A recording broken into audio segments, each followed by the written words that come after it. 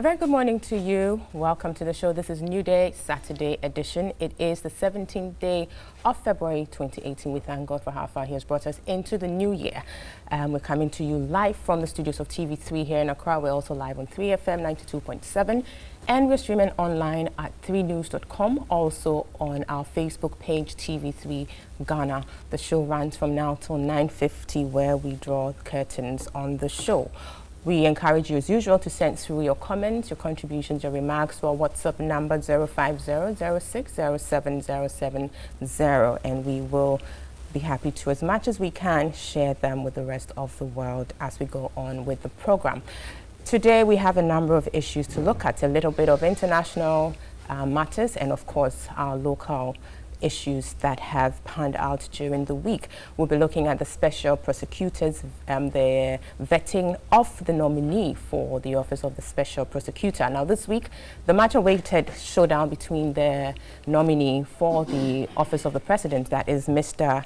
Martin Amidu, and the Appointments Committee of Parliament finally came off, and it was actually on Tuesday, the 13th of February 2018. Now this meeting was quite a lengthy one. It spanned a period of some good 7 hours, and it was quite interesting to watch. I mean, some have described it as perhaps the thriller in Manila. I mean, that showdown was quite an interesting one. We'll be looking at some details of that. Now, Mr. Martin Amidu's appearance before the committee has, been met with a number of reactions. Some have described his demeanor in various ways. We'll be looking at that, whether indeed those qualities that people have ascribed to him are indeed the right mix of qualities we are looking for the occupant of the office of the special prosecutor. So on the show this morning, we'll be looking at the vetting of Mr. Martin Amidu and matters arising.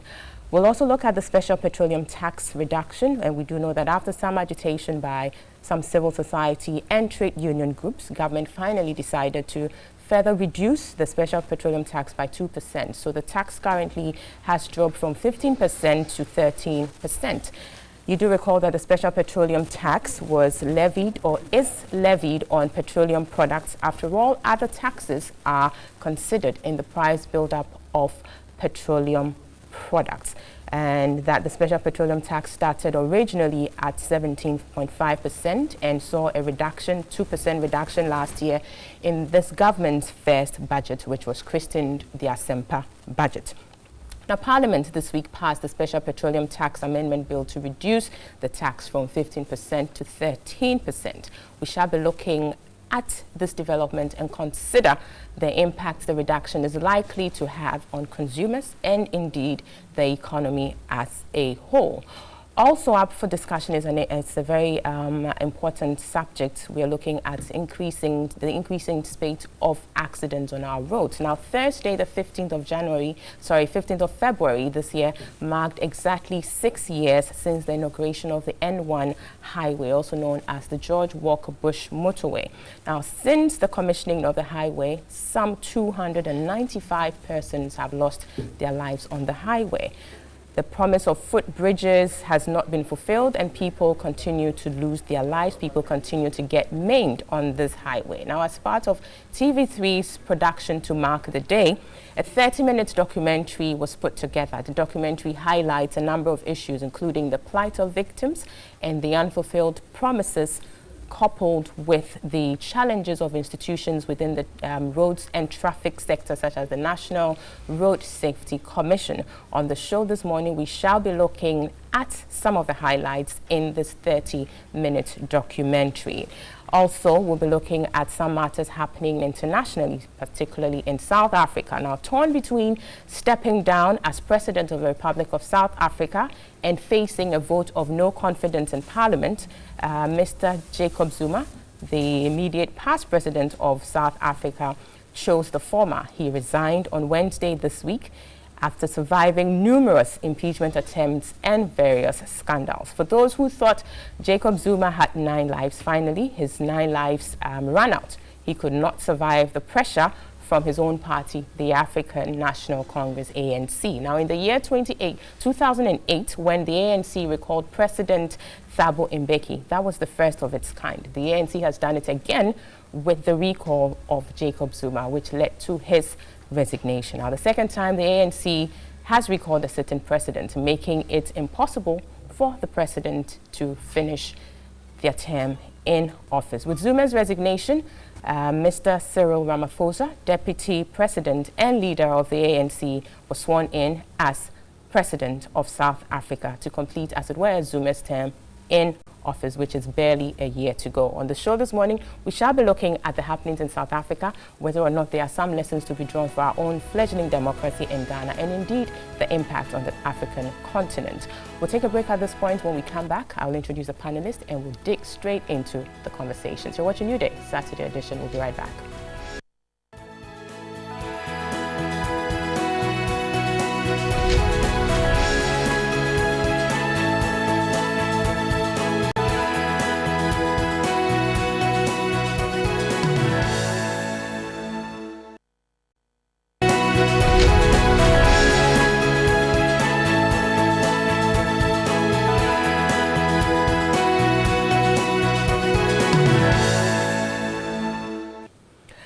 Welcome back. You're watching and listening to New Day, Saturday edition, live on TV3, also live on 3FM 92.7 and live around the world on 3news.com, also on our Facebook page, TV3 Ghana. I'll quickly introduce the panelists for today's conversations. From my extreme left, I have Kojo Nsafwa Poku.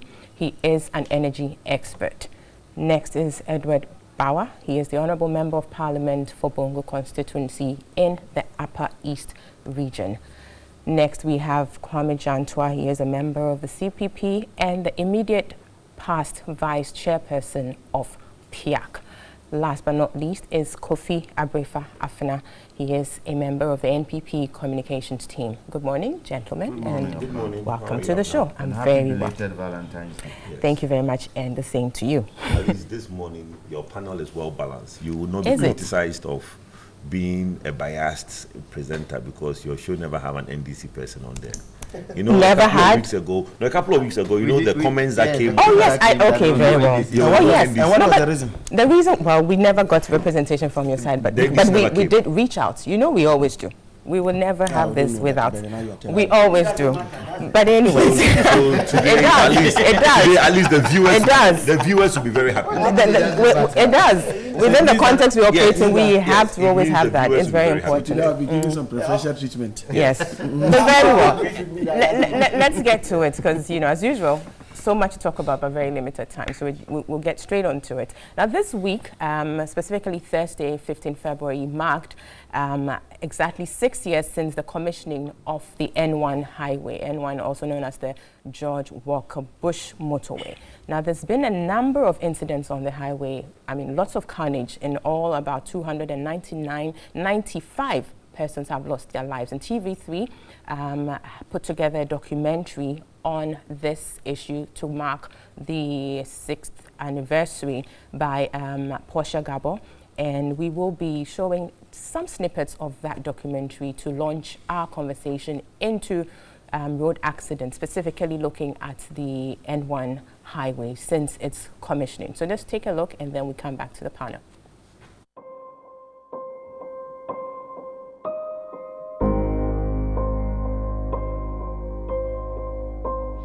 In 2008, Ghana's then president, John Agyekum Kufuor, decided to name a future 6-lane highway after a president of the United States of America. Mr. President, in appreciation of your many kind gestures towards Ghana and other parts of Africa, and to immortalize your goodwill to us, my government has decided to name this road, this very strategic road, after you. Henceforth, it will be called the George Bush Motorway.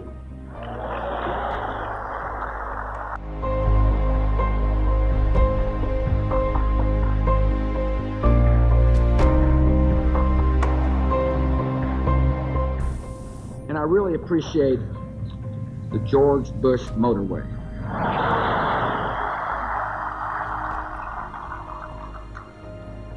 The next time I come and ride on the George Bush motorway, I promise that we will not shut the highway down.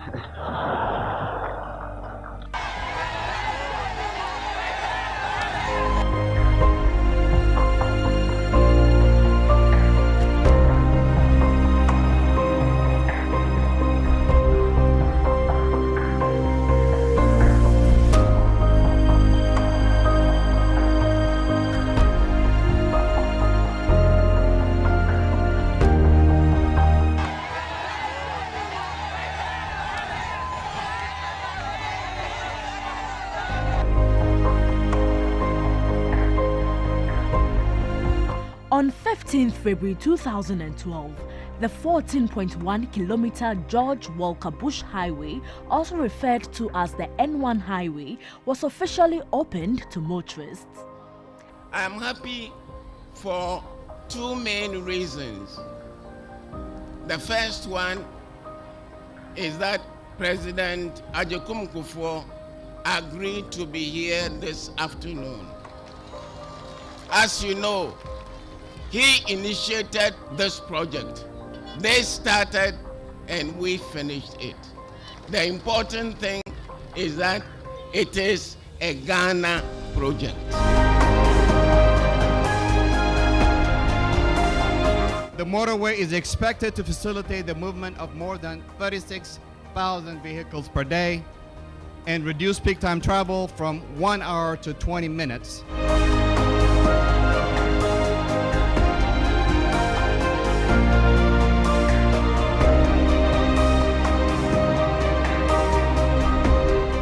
Funded by the US government's Millennium Challenge Corporation at a cost of $175 million, the purpose of the highway was to address the bottleneck on portions of the stretch which caused delay of exports and imports, especially at Malam Junction. 6 years after its construction, the joy that came with the commissioning of the highway has turned to tears of sorrow for families who have lost loved ones. The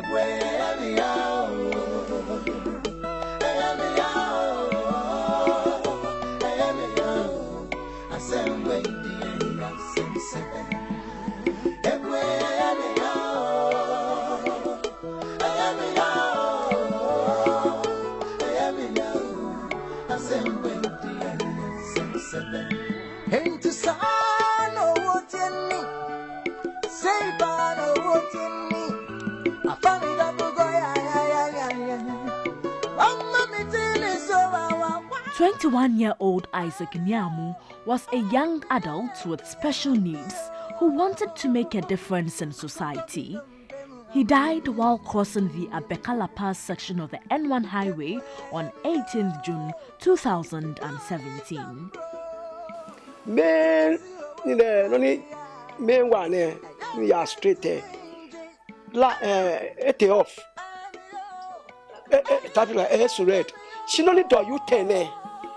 The main traffic light was indicating red, but the traffic light by the U-turn was indicating green.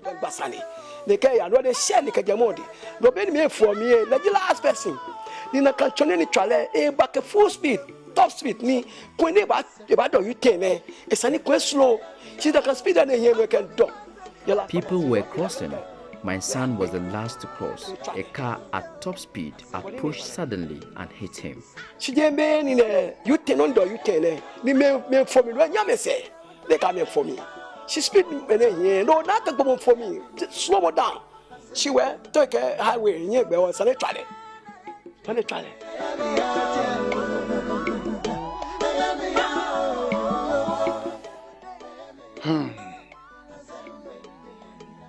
It's not me who got to say what is happening in that very spot, because everybody knows, and even the top men, they know what is happening there. They have to do something about it. You have to do something about it. You know, at least you guys get a record. Since the George Walker Bush motorway, when it was completed, see the accidents which has been happening there. What are we waiting for? What are we waiting for? We still wait for people to lose their kids, people to lose their family, keep on losing their family before we take action. At least 1, 2, 3. We have to know that what is happening there. We have to do something about it. Now they don't care. But why? Just want to know why.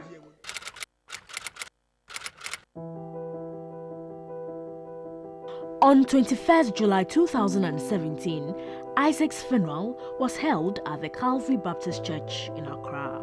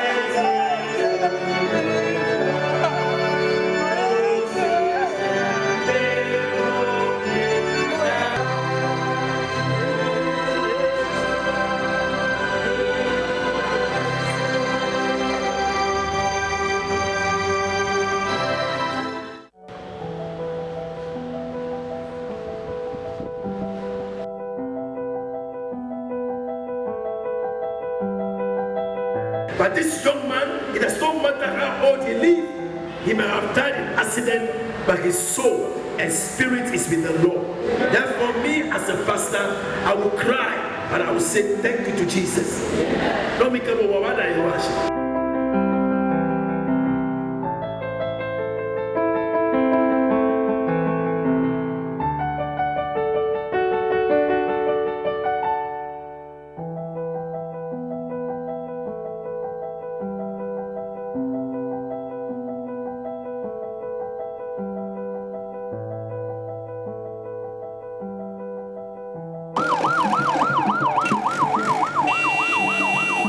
Isaac is not the only one to have lost his life on the George Walker Bush Highway. Statistics from the Motor Traffic and Transport Department of the Ghana Police Service show as at December 2017, 295 persons alone died on the highway. Over 3,000 road crashes have occurred on the highway, injuring 1,876 persons.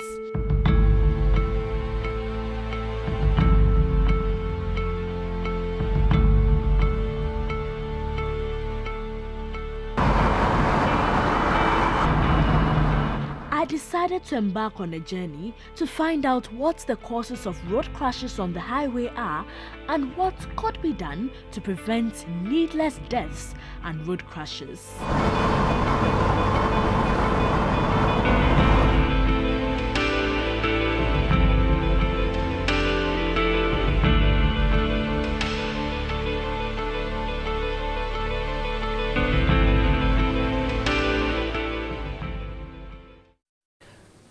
Yeah, so that was some highlights of that documentary by Portia Gabo. Thanks to Portia for that good job, and indeed stark statistics coming out of that documentary. 295 lives lost as of the end of December last year.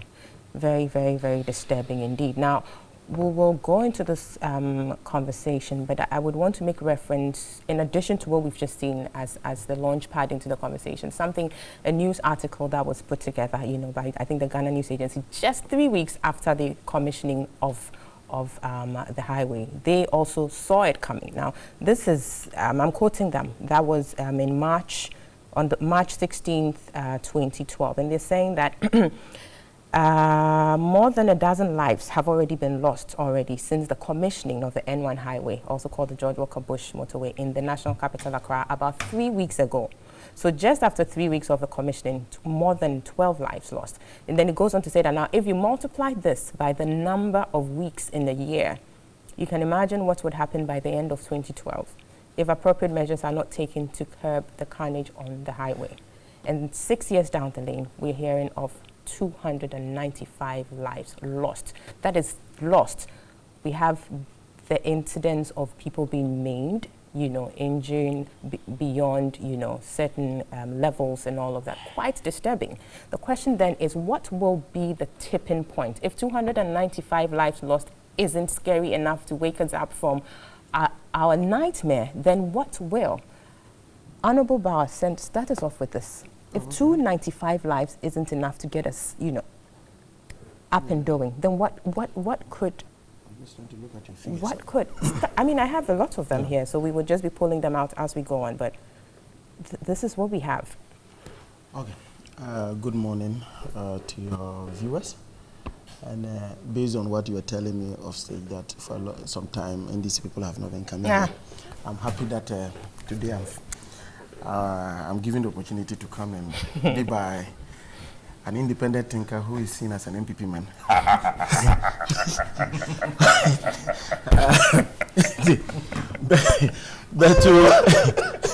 but to a more serious issue. Yes. Yesterday, when your producer decided to give me the synopsis for this particular topic, I looked at the figures myself and I was a bit scared to have, in 6 years, 295 people dying.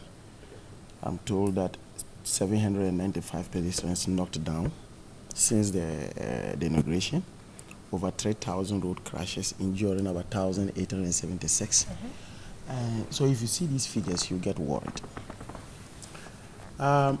As to what the situation, if you look at that road, it's just a replica of what happens in other roads. It's just that this one looks a bit more pronounced. Yeah. Indeed, if you look at the Nsawam Adosu Road, it's also one area that has a serious problem when it comes to accidents. And it is, yes, I'll come to the design, but it has to do with our general attitude as human beings in Ghana. That setting basic rules is when you want development and you decide to imbibe some developmental initiatives, you must also go with it, the precautions that come with it. So, for example, if you want good roads, you must also know that with good roads, you must have certain behavior to be able to ensure that you stay alive. And so when we take up these things and we do not accompany it with our behaviors, we have some of these challenges. But of course, a greater part of it is that sometimes when you are also designing settings for your people, you must anticipate that not everybody will think rightly. And therefore, such people must also be defended, because it's the duty of the state to ensure that they keep people alive. I do know that after the commissioning, people had spoken about it, because immediately after that you had accidents, and I think one of the articles you made that. I know that in somewhere around 2014, just when we were 14, 15, when we entered into the World Bank, the IMF challenges, it was also at the time when Patrick Boama spoke about it in Parliament, because you know he's in his constituency. Patrick Boama spoke about those things, and government decided to pick up the issues. I know that the then Ministry of Roads and Highways tried looking at possibility of having footbridges. So designs were made, it was costed, and they needed to get money for it. Unfortunately, the Ministry of Finance at that time had gone into the IMF program, and the IMF program indicated that you could not go for commercial loans. All loans had to be concessionary. That means that there must be a grant component to it. And that was also very challenging for us, particularly at the time when we were a middle level income country, because when you attain that, getting concessionary loans becomes a challenge. So that was one of the problems that they had. So that is still on the drawing board as part of measures to correct the initial defects in the design. But if you look at the road architecture, you have a situation where you do not have such a long stretch going through neighborhoods. Not having footbridges in there was which is quite interesting or quite worrying, that for such a major project being situated within such an area, it would have come without footbridges. So then you look at the thought process, what went into the design. Clearly something went amiss. And this is the first, this came under the first compact we had with the US government, right? So, I mean, well, it's a good thing, but definitely there were some inadequacies. Ordinarily, if you have traveled around, highways, motorways, do not go through neighborhoods. They don't. You understand? So to have such situations meant that we needed to do something different. We needed to think out of the box, not just take a project from, because for the Americans, they will know that you are building a highway that is going from point A to point B. If you bring the design, they may not criticize, because they may have these challenges of they themselves having highways do not go through neighborhoods of that nature. But there was another thing, and when I was listening to your clip that you played, you know, one of the gentlemen talked about traffic lights. that the traffic lights, at one point, the traffic lights were not working and things like that. I do know that that was one of the major problems that the place had. You know that most of our traffic lights have situations when the lights are off, they also stop working. Even though we have some who will just be doing the amber, for God knows, the blinking for God knows how long. As one of the measures to curb these things, I do know that under the INUSA time in the Ministry of, Ministry of Roads and Highways, they worked with the Ministry of Energy to get standalone traffic lights. So if you look at those traffic lights on the N1, they are powered by solar. So that they are independent so they are off the grid. Saying that at the end of the day, you can get that sorted. But I think that from these statistics, I mean, I believe that research is always meant to give policymakers an opportunity to relook at that. I mean, there's no money and quantum of money that is worth the life of a human being. So to have, to the extent of 295 people dying in 6 years, it is important that we find the money to build those bridges. Right, very well. Let me go to Mr. Jantua here and then quickly to the others. Your views on this: 295 lives lost, many others maimed, injured in various categories. How do you see this? And obviously, it's quite worrying. Now, we're being told that right from the onset, the design didn't have, footbridges in mind. Because really, the problem with the N1, aside the crashes, car crashes, predominantly you have issues about people getting knocked down because of the lack of the footbridges, or that they are situated in certain areas that, far away, people cannot necessarily walk to them to access them. So they would rather cross over the barriers that have been erected there, which in itself is quite, irresponsible on the part of the people who do that. But of course, going deeper, if you dig deeper, the answer is, well, we don't have the footbridges easily to access. Abna, good morning. Good morning to my fellow panelists, and good morning to our viewers. Abna, let me start with some statistics, and I wouldn't only want to concentrate on the N1. Definitely not, yeah. Death on the road is death on the road. You've lost lives. The statistics show that 43% of fatalities involve pedestrians, 53% involved occupants in vehicles, 23% were children aged under 16. And the major cause of road accidents in Ghana is due to overspeeding. That is the major cause. If cars were going at 30 miles per hour, they'll be able to stop early enough for people to cross. I'm not saying that they should be going across, but at least that speed limit would be controlled. The other challenge we have is tires, the kind of tires on the cars. Drivers driving tired. The fact that we have cars that are not roadworthy and they are broken down on the main roads. If you look at the causes, you then ask yourself, what are the laws that govern these things? Are we enforcing the laws? And if you're not enforcing the laws, why aren't we enforcing the laws? On the N1, I think it's a mentality thing that Ghanaians have. I think there must be a change in the mindset of Ghanaians. Because before that road was built, it was what, a single lane? People were still crossing.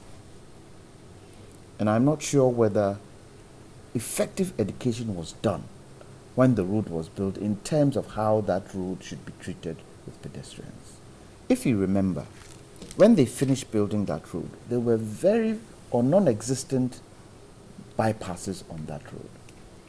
The cry came because there were lots of accidents on the road, and they started putting some of these on the road. But they put them at distances that the people wouldn't walk across.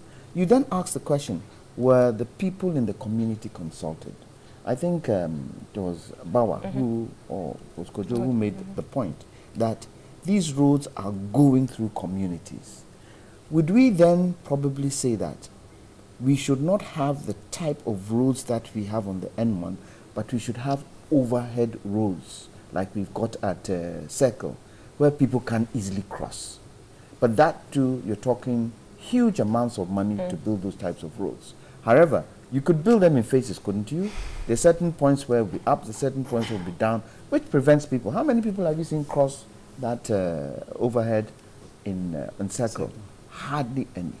So isn't it because there's an alternative to that, which is the appropriate measures have been put in place to help them do the crossing over, so that if it's provided, then people would resort to that. But if there's none, then people would find ways and means. And that's the point I'm making. Because if you give an alternative which is safer, people will use the alternative. The topography of the area too is very important. How is it situated? The geography of the area, how is it situated? What kind of communities do you have in that area? But if you look at that area, when you start from, let's say, Dimples, going forward, most of the things in that area in terms of communities are businesses, not people's residential homes. As you go further and you get into La Paz, you find the concentration of people. So perhaps when we get to La Paz, it should have been an overhead so that it just crosses over and people can use the underbit to cross. So the planning of it is key. The one thing I find about Ghanaian engineers is that they tend to stay in the office more than be on the ground. Now, once upon a time, in one of my lives, I used to be in the roads industry. I used to mark roads. I used to do road signs. I used to do crash barriers and all these things. Hardly ever did an engineer come to inspect my work. Hardly ever. So I can be using a thermoplastic paint that is not meant for that road. I hope you didn't know. Yeah, I didn't. I didn't. The thermoplastic paint, you have cold thermoplastic and you have hot thermoplastic. And for our roads, you either have extrusion or you have spray. The spray doesn't last because of the type of roads we have, but the extrusion comes with a certain quantum of thickness. And so when you put it on the road, it falls on the road like a ribbon, and so it lasts. With the spray, it doesn't last. And very soon, what you find is that because of the sun's heat, and because of, the road's not done properly, you get bleeding on the road, and the bleeding now, that's the bleeding of the bitumen, now covers the markings. And all these things cause problems at night, especially. I don't know, and probably Bawa or Kojo or my brother here will be able to tell me, what times of the day on that road do accidents happen? Is it at night? Is it during the day? Is it in the morning? We need those statistics to be able to make sure that we solve the challenge. Because, as you said, it's 295 this year. As of December last year. After December last year. It's a high number. It is. It's a high number. We need to be able to situate the times that these accidents happen and find measures to hold them. Now, there are a lot of unemployed people, especially the youth. Should we not have marshals or wardens on the streets, not only to stop people from crossing, but also to educate? Where you have huge incidents of accidents, these are information vans. Should they not be plying those roads every day, advising people? You get early in the morning, these preachers who go on, they sit in cars and loudspeakers, ranting and raving the gospel, waking everybody up at night. Could we not probably use those information vans to educate people? Should we not go into the marketplaces to educate people in schools? Right. It has to start from somewhere. The seed has to be sown somewhere to be able to stop this kind of canker. But most of all, the vehicles on the road. The vehicles on the road. Sometimes you see it's been heaped high. A policeman is standing there, but the car just moves off. Right. I mean, which takes me into the next, area for us to look at, or the question, and that's to you, Kojo. Clearly, it's a multifaceted issue.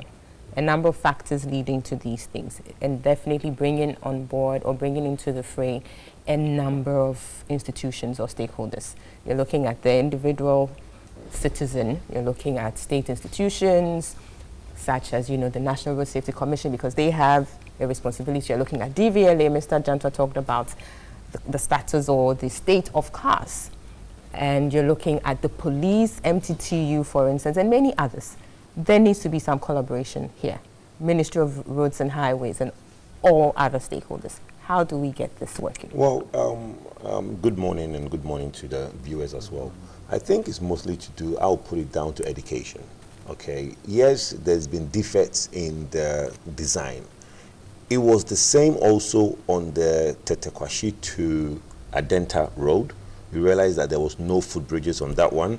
The pillars at the Zongo Junction and the Adenta end are there. But you realize that to construct it, they didn't take into consideration where the stairs and stuff will come, because then they would have to break some buildings to actually construct the footbridge, and I think they abandoned it. So if you are driving, you see that the pillars for the footbridge on the Tetekwashi to Adenta, you see the pillars are there, but the footbridge is not there. Now that brings in the question, why do we hesitate, or why are we reluctant to do the right thing, even if it means, you know, in the meantime, like you're saying, there are certain buildings that need to be demolished in order for us to do this? But then you see, then in Ghana now, building a road, the compensation component of the road construction becomes so huge that you forgo certain parts of the road. Because I think on the N1, the compensation paid, because the Americans gave us a certain set of money to build the road. So I think that when the compensation part of it became so huge, that I'm thinking the money for the overheads, the footbridges, was not available. Okay, because if you look at like I'm saying, the Tetekwashi one, but the NDC came in and I think they did the two bridges at the mall. I think the mall, there's two of them. What they call that place? Is it Balishi? No, that's that's Mintex Spanner Junction. No, yes, Spanner Junction. Yeah. They did that one, and they did the mall one, the one crossing from the African region to the mall, and the one where they did those two. Yes, and you realize that it's really helped because you have nobody crossing the road at that junction now. I think if we do similar for the N1, it will reduce that human crossing over. Because look, let's be honest with ourselves. It's a highway. Highways, by stipulation, have certain speed limits, a car has to go. If I don't go that speed, by I'm breaking the law. Now, if you are on a congested road, obviously you cannot do those speeds. One of the things I want to take this opportunity to also educate some drivers is that when you see a 3-lane, I think highways are new to our culture in Ghana. Anytime you see a 3-way highway, are they? Well, 3 ways. There's quite the 3-way. There are 3 lanes. The first one on your left is a speeding lane. Do not drive in that lane slowly. If you go 30, if you're doing 30, be in the right lane. Yeah. The middle lane, you can be there, nobody will matter. But the left lane is for overtaking. It's a speed lane. In Britain, if you stay in there more than necessary, you'll be fined and arrested, because you overtake and come back to the middle lane or the right lane. You find out that people will argue with you when you point out to them that, my brother, come off the speed lane. Because the 3rd lane, and I think it's lack of education, that a lot of people do not know that when you have 3 lanes, the 3rd lane to your left is an overtaking lane. You do not stay. Somebody will be driving in there quietly, as if that is, and all these pure ice, the big trucks, everybody is in that lane. Then it's forcing you to now zigzag them, because you have to overtake this one, come in this way, overtake, and those exactly, and that is what caused a lot of our accidents. So a little bit of education to the people. When you see somebody, or you're in a car and the trotro or the tipper truck or is in the left lane, please advise them that you're supposed to be in the right lane or the middle lane. Leave that lane for people who wants to overtake and move further. Talking about education, now, you know, the National Road Safety Commission was set up specifically to, among others, do these things, road safety education and all of that.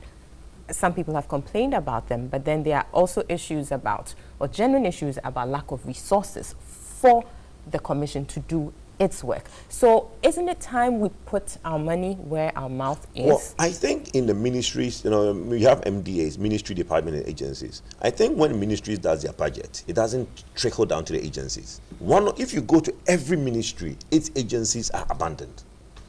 And you see, so we can only be talking then. I mean, yes, because you know, there's a minister recently who said that, oh, he's only a policy minister, and if people are saying that he's not doing well, he's only there to do policy. Look, if you are not going down to see what your agencies are doing, they're not doing a good job, because you run ministry, department, and agencies. And I can name so many agencies within various ministries that when you go there, In the regions especially, people don't even come to work.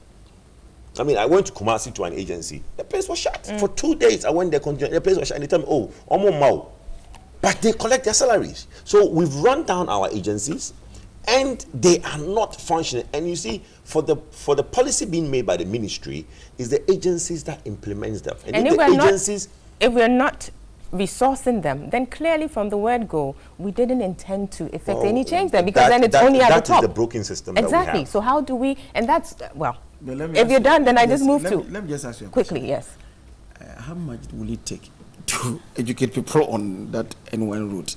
These are people who have been receiving salaries for God knows how long. You can't just zero it down to resources. It's about our priorities. Yes. That's all.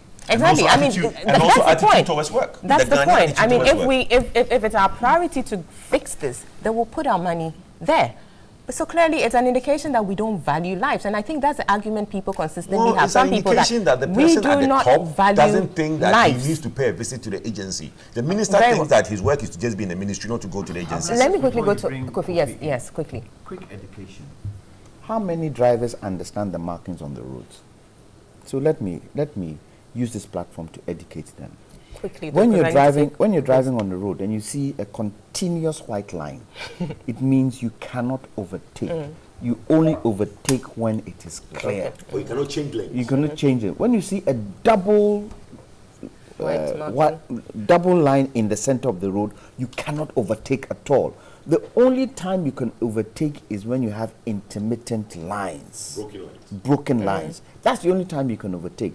And not a lot of people understand these things. And so sometimes when you're driving and somebody's overtaken and you tell them you can't do that, they think you're crazy. So clearly, a problem with institutions, because you have a DVLA who's, responsible for these things. You're looking at cars again, because like I said, there are mechanical factors to road accidents. I mean, the state of cars and all of that. You see a broken down, a dilapidated vehicle on the road, smoking like nobody's business, and it just and you raise these issues, and it's like, it happens all the time. What's the problem? The question of ties. Your perspective on this, really, because for me, it's beyond dire, this situation. First of all, let me say a very good morning to our viewers at home, and I must say it's a sad morning, especially looking at the documentary you just shown, and the fact that just last week we've had to lose Ebony Rains, a brilliant young talent, through road accident. The point is, there seems to be a certain convergence of thoughts around the table that there is a certain systemic failure. In terms of the things that we ought to do as a nation. Amid the excitement of the N1 highway construction, we thought that it was a project that is going to link, various parts of Accra, having all its business connotations. And, the statistics are so scary. Just until December 2017, we have 295 people dying. And it is scary. I largely agree with Mr. Kwame Jantua, who says that we need to, address the holistic matter of road accidents. And I'm happy that, he and other discussants talks about education. It will shock you that most drivers, especially commercial drivers, do not even know basic road signs and signages on our roads, and it's a problem. It's a problem. So this is a matter that needs to be looked at holistically. I think that this is not an MPP and DC matter. Like matters have been clouded in this country. I think that a single life lost is worth a lot, and we need to do more as a people. And I am particularly following one gentleman who is called Gabi Adu Jemfi, who is, if you like, a self-appointed road ambassador. Road safety ambassador, exactly, who is going out there educating people about road safety and all that, ostensibly to augment what is supposed to be done by the National Road Safety Commission and all that. So I think that the convergence of thought is critical. It is a systemic problem. the N1 highway amid the excitement is rather, causing us to lose lives, which is a problem, and we need to look at it. And I am really particular about the Aoshi traffic light intersection and the Chimota overpass. That place has really... That's the Apenkwa overpass. Absolutely. That place has really been the black spot, if you like.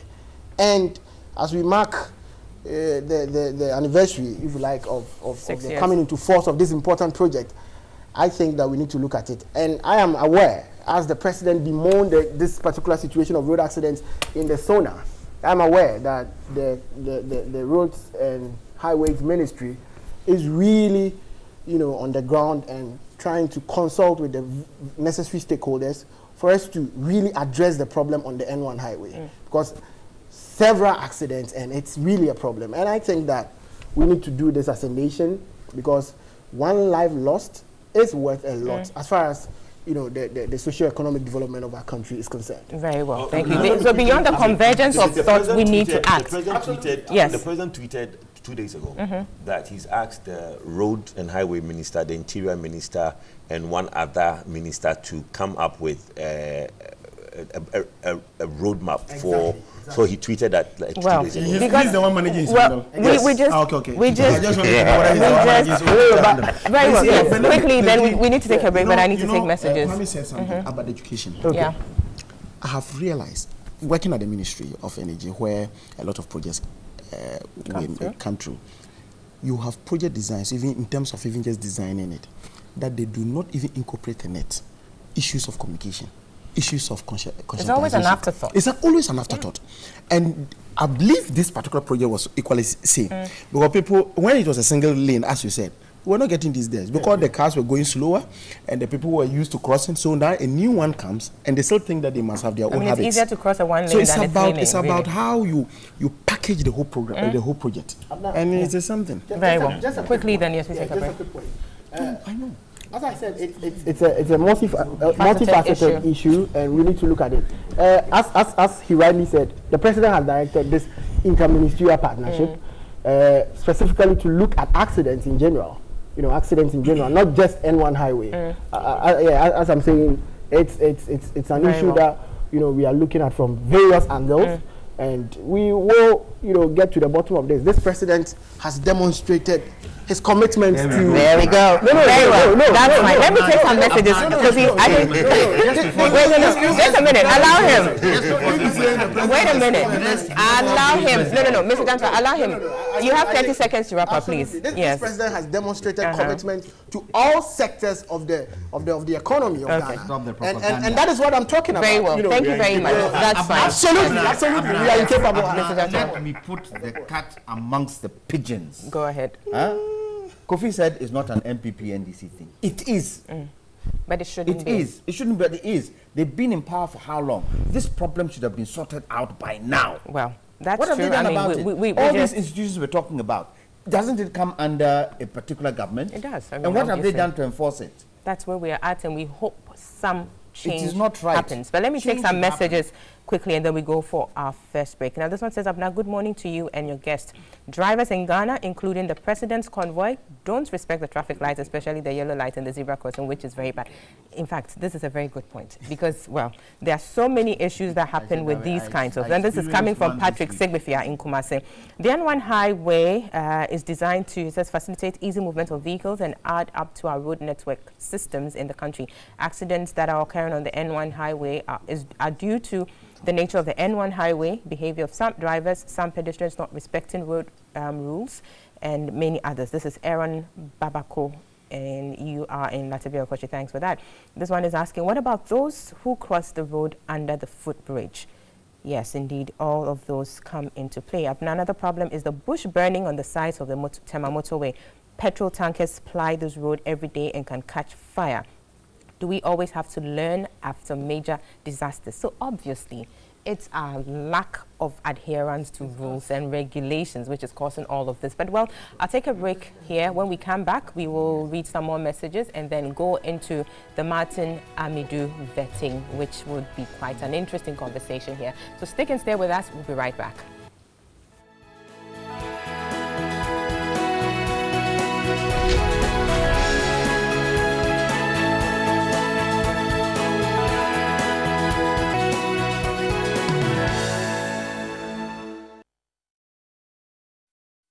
Welcome back. You're watching New Day Saturday edition. We're live on TV3, also live on 3FM 92.7, and we are streaming live around the world on 3news.com, also on our Facebook page, TV3 Ghana. We'll be going on to the next topic, which is to look at the vetting of Special Prosecutor nominee, Mr. Martin Alamisi Amidu. But before that, let me announce that we've had to lose the representative of the New Patriotic Party, the ruling NPP, Mr. Kofi Abrefafna, because he's been recalled by the party. He didn't have the backing of the party to be on the show this morning, so to represent the government on the show this morning. So we are left with the able three, Kojo, Mr. Bauer and Mr. Jantua. We did actually invite Mr. Nana Damwa to join us on the NPP side, but he couldn't make it, and then we had the rep who had to step in but has had to be recalled at this point. That's for your information. But also another thing for information is that there's a blood donation exercise going on the premises of TV3 this morning. It's going to run through the rest of the day. We do invite you or encourage you to pass through to donate some blood to save a life. You never know when you may be in need of blood. Let's stock up at the relevant places, the blood bank and many other places that require blood. So please come through and we will be happy to have you go through the processes. Now we're going to the Special Prosecutor story, and we saw the vetting. Now the Special Prosecutor nominee, Mr. Martin Amidu, says he is the best man for the job. The self-acclaimed citizen vigilante says he has in the past performed a lot of scrutiny on government contracts before they were passed, and that alone is a guarantee that he's going to do a good job. Do you agree with that or not? We'll be looking at the vetting of Mr. Martin Alamisi Amidu as the nominee for the office of the Special Prosecutor. It was a thrilling interaction. Seven good hours of, back and forth between him and the Appointments Committee. We will be going to the panel very soon. So let's just take a look at what happened there. It's a brief look at what happened in Parliament on that day. Vetting by the Appointment Committee went ahead despite an outstanding case at the Supreme Court seeking clarification on the age of the nominee and how it might contradict certain laws on public offices. As expected, the vetting started on a very high note. In my learning and understanding, children are children. When they attain the age of majority, they legally are adults and no more children. So my understanding is that I have no control over these three adults. And if I attempt to control them, I could be in legal trouble. If you said that children, when they graduate into adulthood, cease to be children, then you are rewriting the whole of succession laws. And the whole of inheritance will be cancelled. And therefore, by operation of law, insofar as somebody comes out of your loins, even if it's 90 years, and you are 150 years, that person remains a child and can inherit you. So, Senior, I do not share your view at all. The nominee was not only made to defend or clarify past statements, especially articles he had published, but to speak to what made him the most suitable candidate for the post of the Special Prosecutor. There were moments where the nominee seemed either infuriated or incensed by questions from members of the committee. I was the approval for me to go for 2 weeks and come back. And indeed, the government was interested in my program. That is what you have the Alternative Dispute Act from. That is how the judiciary came to deal with conflict resolution, right? And to improve upon it. That is why I spearheaded the National Peace Council Act into Parliament. I enriched my knowledge to be able to fulfill my duties at my own private time. Okay, so that was Special Prosecutor nominee, Mr. Martin Alamisi Amidu, responding to a number of questions that were thrown at him. It is estimated that about 181 questions were asked during that 7-hour session. Lots of questions were asked. 181. That's what is, estimated or assessed at, that 181 questions were asked in all.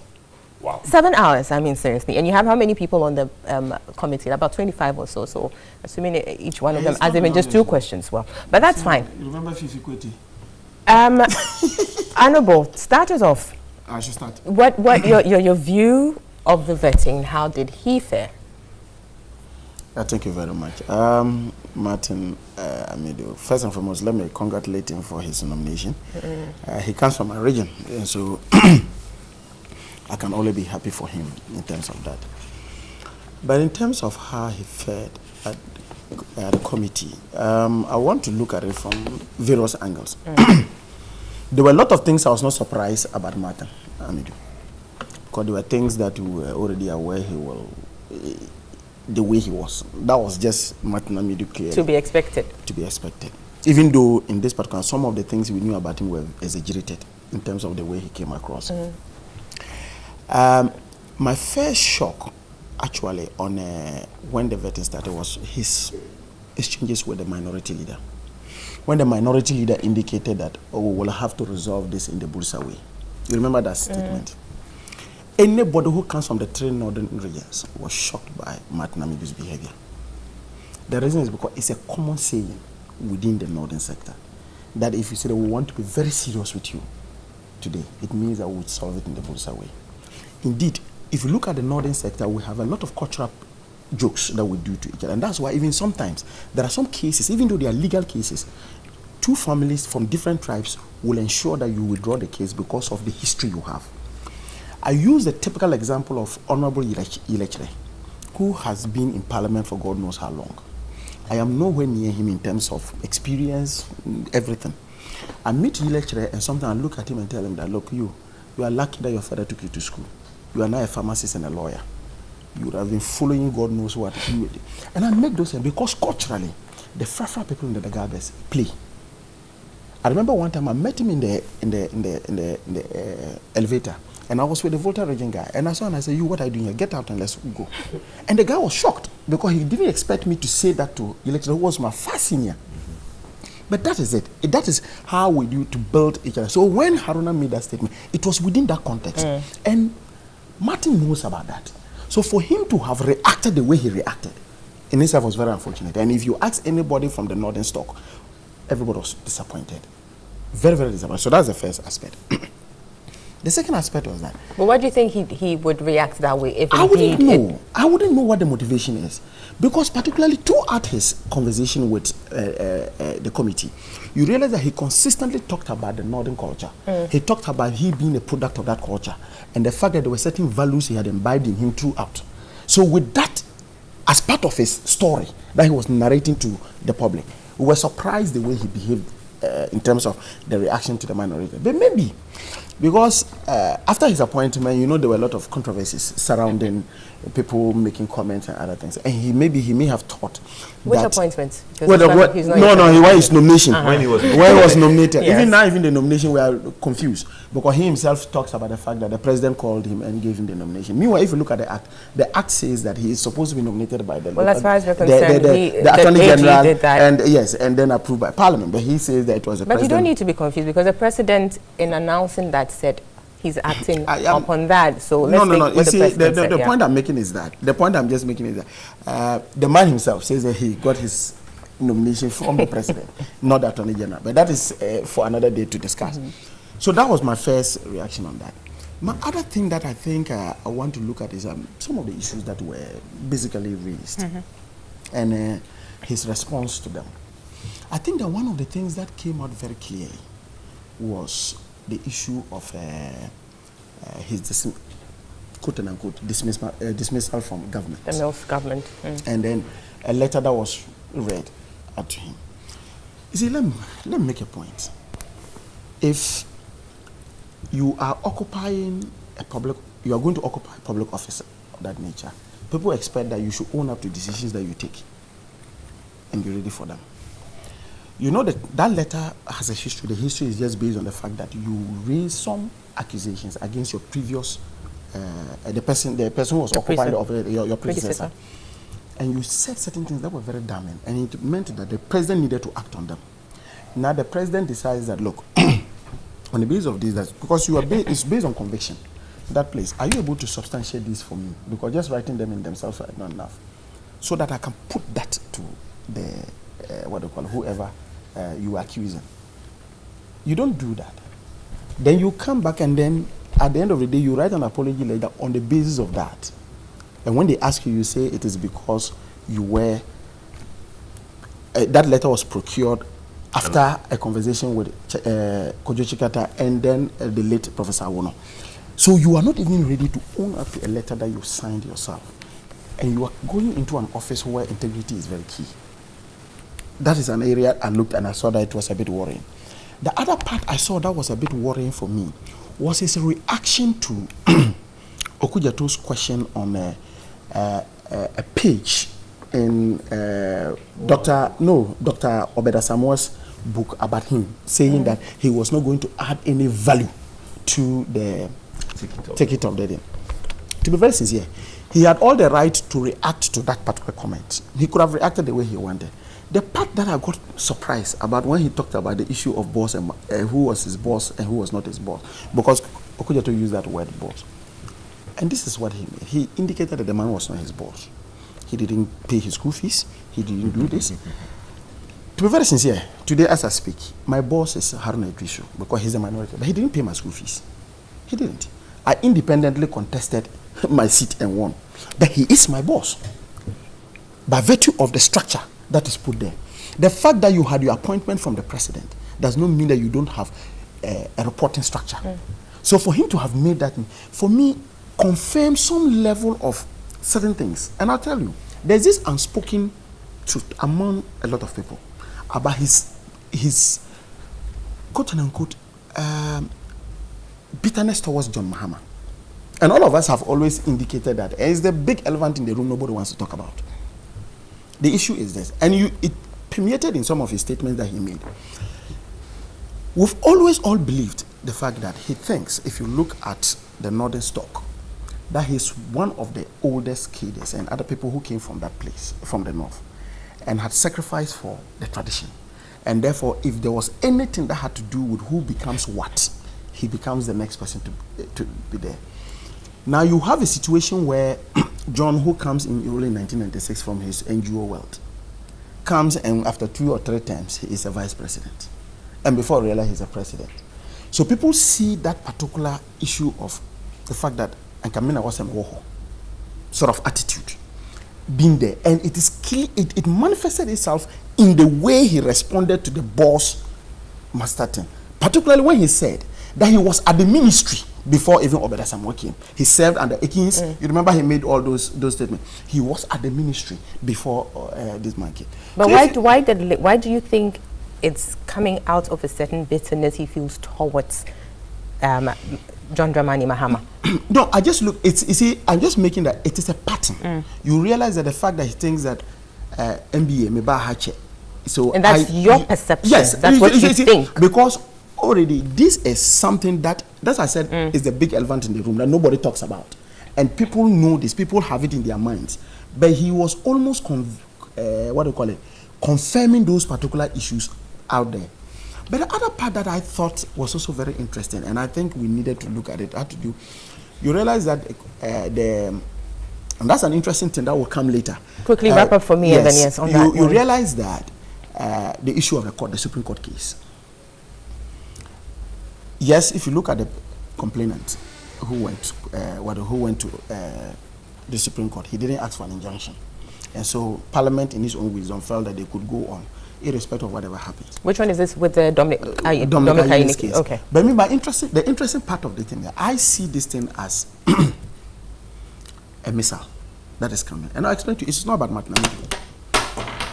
Assuming that the Supreme Court rules that Martin Amidu, per his age, is not qualified to hold that office, there's an implication. Well, yeah. Other public officers. Well, that's fine, but yes, public officers. And I'm just saying, because, you know, this was something that was raised earlier on in other appointments. You have the Director General of... But we can't really go into that because it's currently before... No, I'm not talking about the case itself, but I'm yes. just talking about in terms of ages. I'm just looking generally. You have the Director General of Ghana Health Service, who's in his 70s. You have the CEO of Kolebu, who is in his 70s.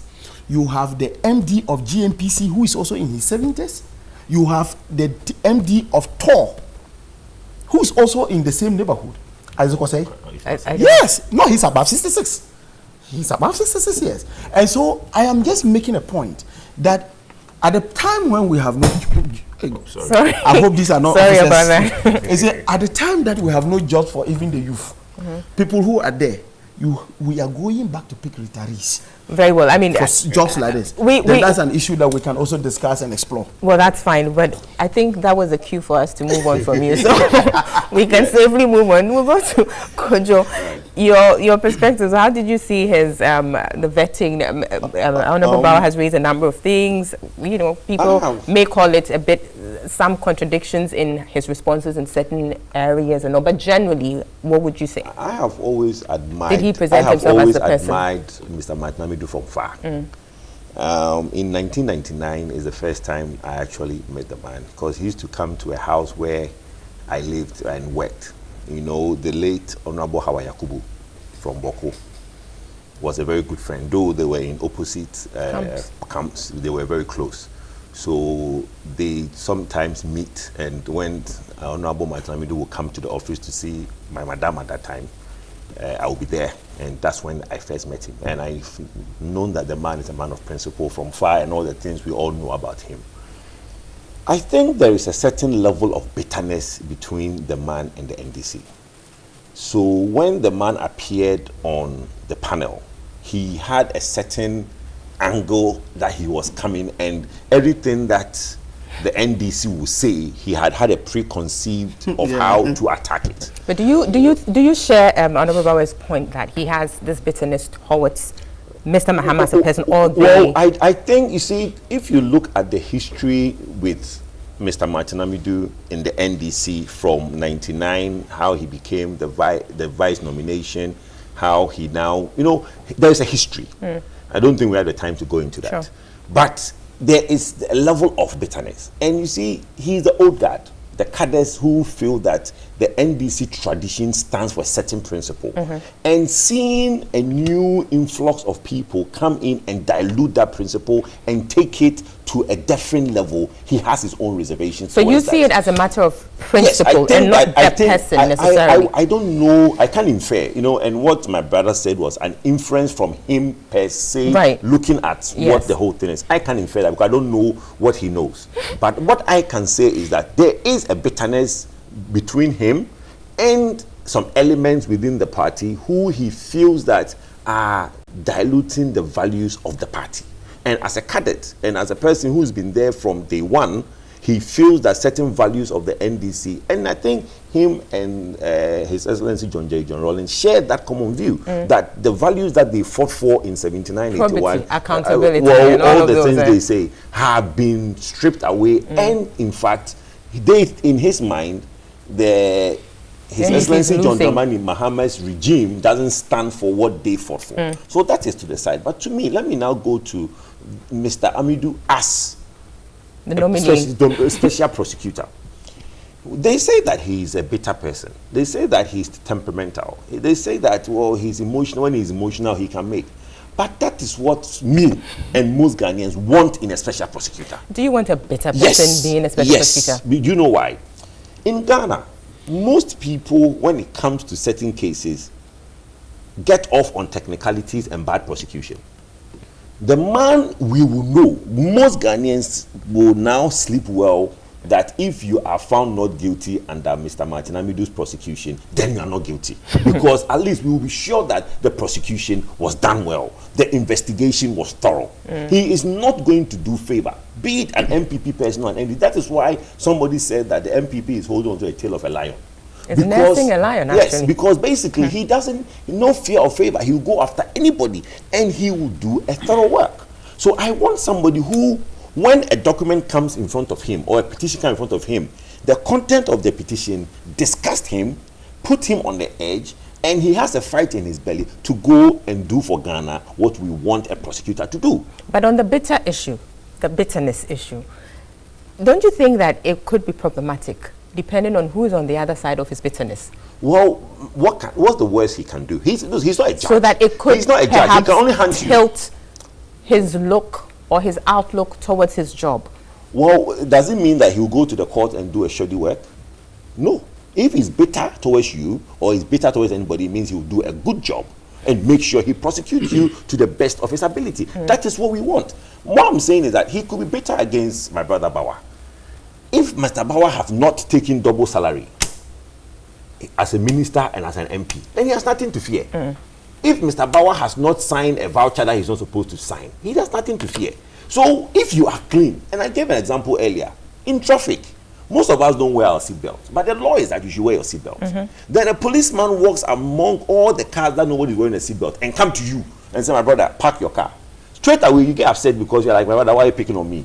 But you are doing something wrong. The fact that you are the one he chooses to pick on, it doesn't change the fact that you are committing something that is against the law. So to me, yes, the fight of NDC and Mr. Martin Amidu will go on for a very long time. There's no fight. Well, the proclaimed bitterness will go on for a very long time. And it's on record that Mr. Martin Amidu has said that President John Dramani Mahama has, as it were, destroyed a certain impression about the North, the people from the North. That is on record, really. And that he actually said that no person from the North, because of what has happened, no person from the North stands a chance of becoming president. He said that. So, he believes in so those there things. Yes. There is that belief. And to me, like I said, I mean, I was in a house full of Boko people for a very long time, so because I was the madam I worked with, everybody comes there. And I know that they have a certain principle. And he's they not are from Boko, actually. Sorry? No, he said he's well, not. He's not from Boko. He grew up in Boko. And so to me, I just think that it's first and foremost, he believes that the new crop of NDC members has come to dilute their beliefs that they stood for and fought for. That is what I believe. Very well. Before he comes, you know, now 30 seconds. Now we are 3, so we can talk more. Yeah, but I need to take it. 30 seconds, yes, quickly. You see, first, there are 2 quick ones I want to make. The first one has to do with the fact that, at least at the vetting, I'm using your case, at the vetting, it came to light that not everything that Martin said was based on facts, but some were based on perception. He says he called them what? Intelligence. Because, listen, when he indicated publicly in his writings that John Mahama's remnants, people, some of them who were still in the agencies and the ministries and the departments, were sabotaging the current government. And they then put him to the strict proof when he came before, that whether he had evidence of that, he said it was a perception. Based on intelligence he had gathered. Yeah, which is, see, yes. that's the We'll first go into that. Let me have Mr. Jantwe.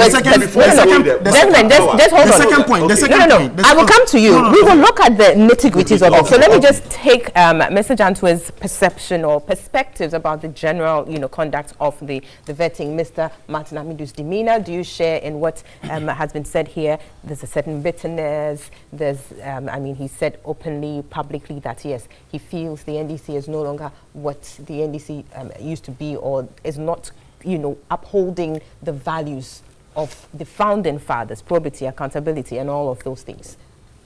Abner, there is definitely a Dufia Assem situation between Martin Amidu and the NDC, which is they should sort it out.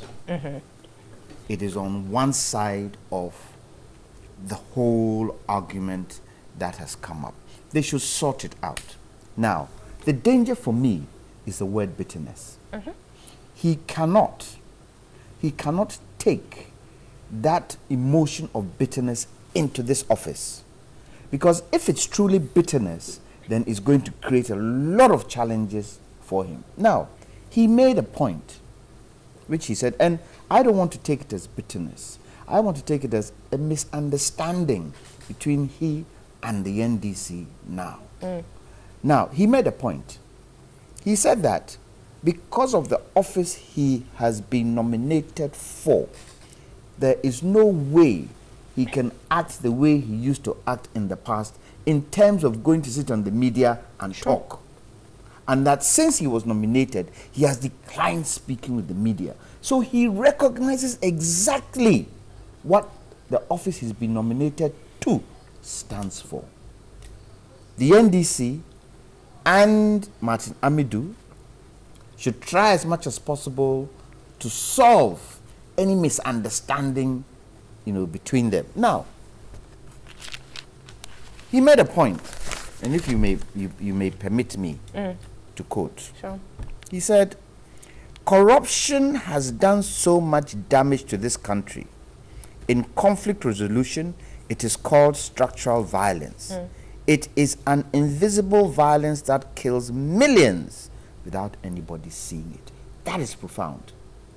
And for him, he has a job to do. He states that corruption has no party colors. Now, if the NDC feel that because he is a member and because he has been opposed to some of the things they're saying and that he's going to come after them, the people of Ghana will be the judge. The people of Ghana will be the judge, whether he's doing the right thing or he's not doing the right thing. And the people of Ghana will rise up against him if he is doing things ultra-virus to his office. So, for me, I don't have a challenge. I don't have a problem.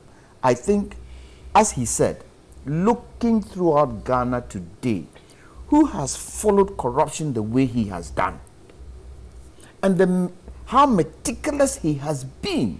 And he said... At his expense. Yes, he has said, "I do not think I would uproot corruption. But most of all," and I'm paraphrasing, "most of all, I would want to be able to leave a legacy whereby the institution that I am representing going forward would be able to do the things it's supposed to do, and that there will be no political influence." One of the challenges we've had in this country is political influence in a lot of the institutions that are supposed to guard corruption and supposed to make sure that corruption doesn't happen. I don't have a problem with Martin Amidu. It goes to show the duration of the vetting. It goes to show that a lot of parliamentarians, a lot of people in Ghana have not complained about the duration, but the content of the questioning and the way the questioning was done. Yes, and the response. And the response. And you could see, and, after watching it, I said to myself, if every person who has been nominated by the president answers vetting questions the way he has done, we would have a very good nation. He was confident in what he was saying. He had the facts with what he was saying, and those he didn't have, yes, he said, "I didn't have." Now, it goes to show that he's not a perfect human being. He has, he's fallible. On the perception thing that Bawa even brought up, yes, it goes to show there's a weakness there.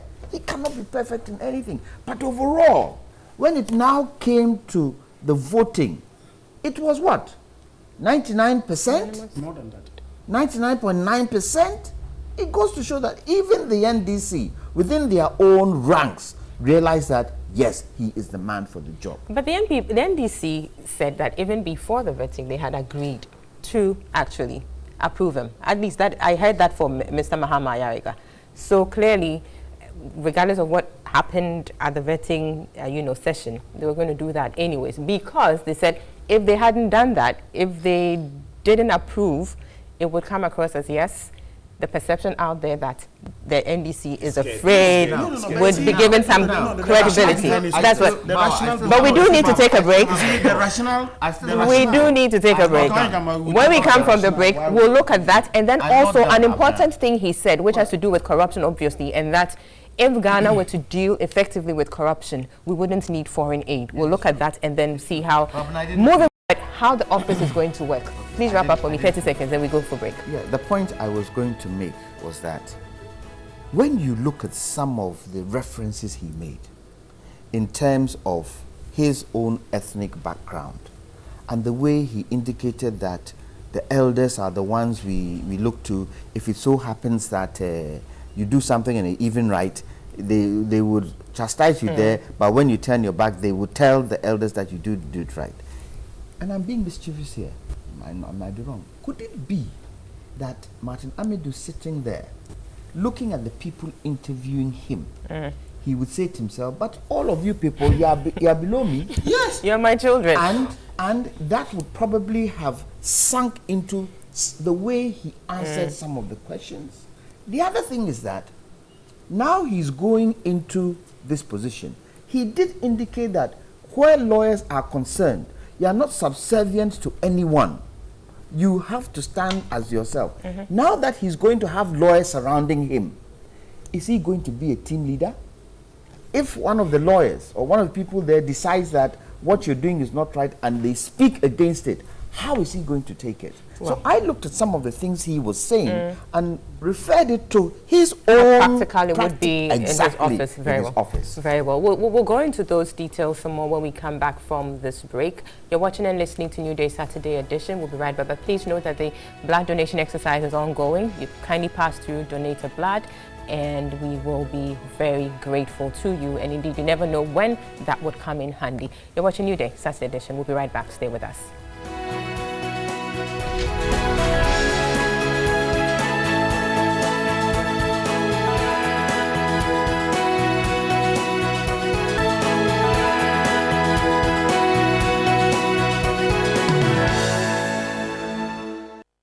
Welcome back. This is New Day Saturday edition. We're live on TV3, also live on 3FM 92.7, and we're streaming live around the world online at 3news.com, also on our Facebook page, TV3 Ghana. The conversation is going on. We'll be concluding the discussions here in respect of Mr. Martin Amidu's vetting and matters arising. But before I do that, let me remind you that the blood donation exercise is ongoing. Please pass through, donate a pint of blood or two, and you will be saving lives.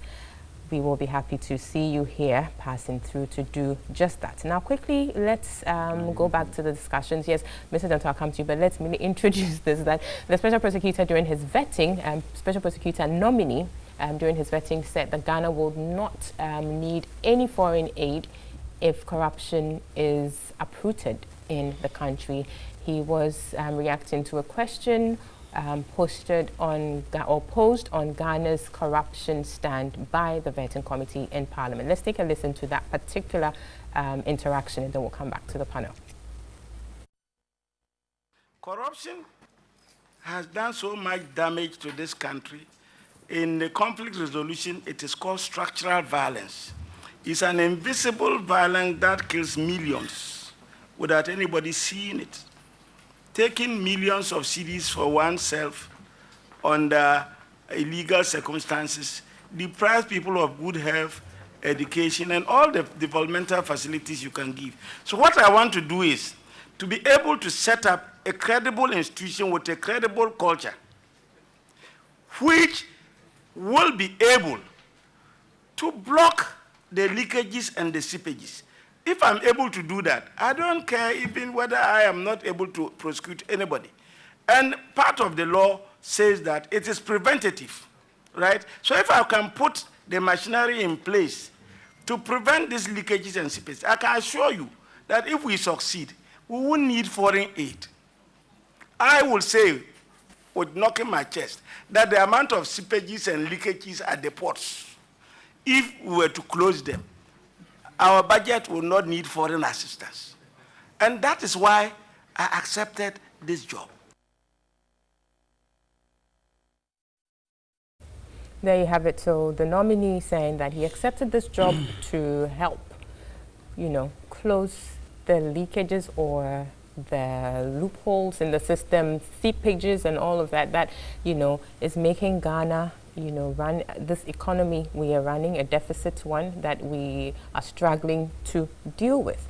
So clearly, he's saying that if we deal with corruption, we wouldn't need foreign aid. And Mr. Jantra, before we went on break, said he agreed. I'll go to him to conclude on what he was saying before the break and then start us off with this particular issue that Mr. Martin Amidu brought out in Parliament during his vetting. Yes. A few things. The one thing that would make Martin Amidu fail is if his own idiosyncrasies reflect in the work he's doing.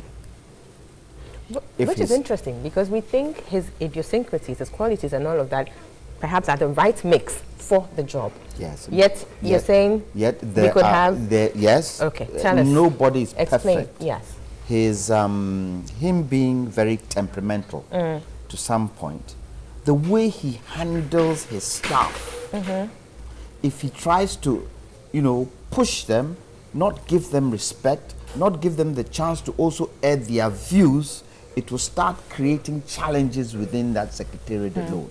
And you should remember, as he said, he's not the one going to do the prosecution. Now, if it so happens that there are situations within his setup that cause his staff to agitate, then there can be challenges there. On the retirement thing, in the legal profession, when people reach a retirement age, you and I know that they can be given consultancy to continue. It could happen that if, and I don't want to be prejudicial. Yes, prejudicial. And I don't want to be sub judice in terms of the what you call it being in there. But if it so happens that they find that he is old and, you know, retirement age and all that, we should not allow him to do it. The government can give him a consultancy contract to continue, and that can be renewed.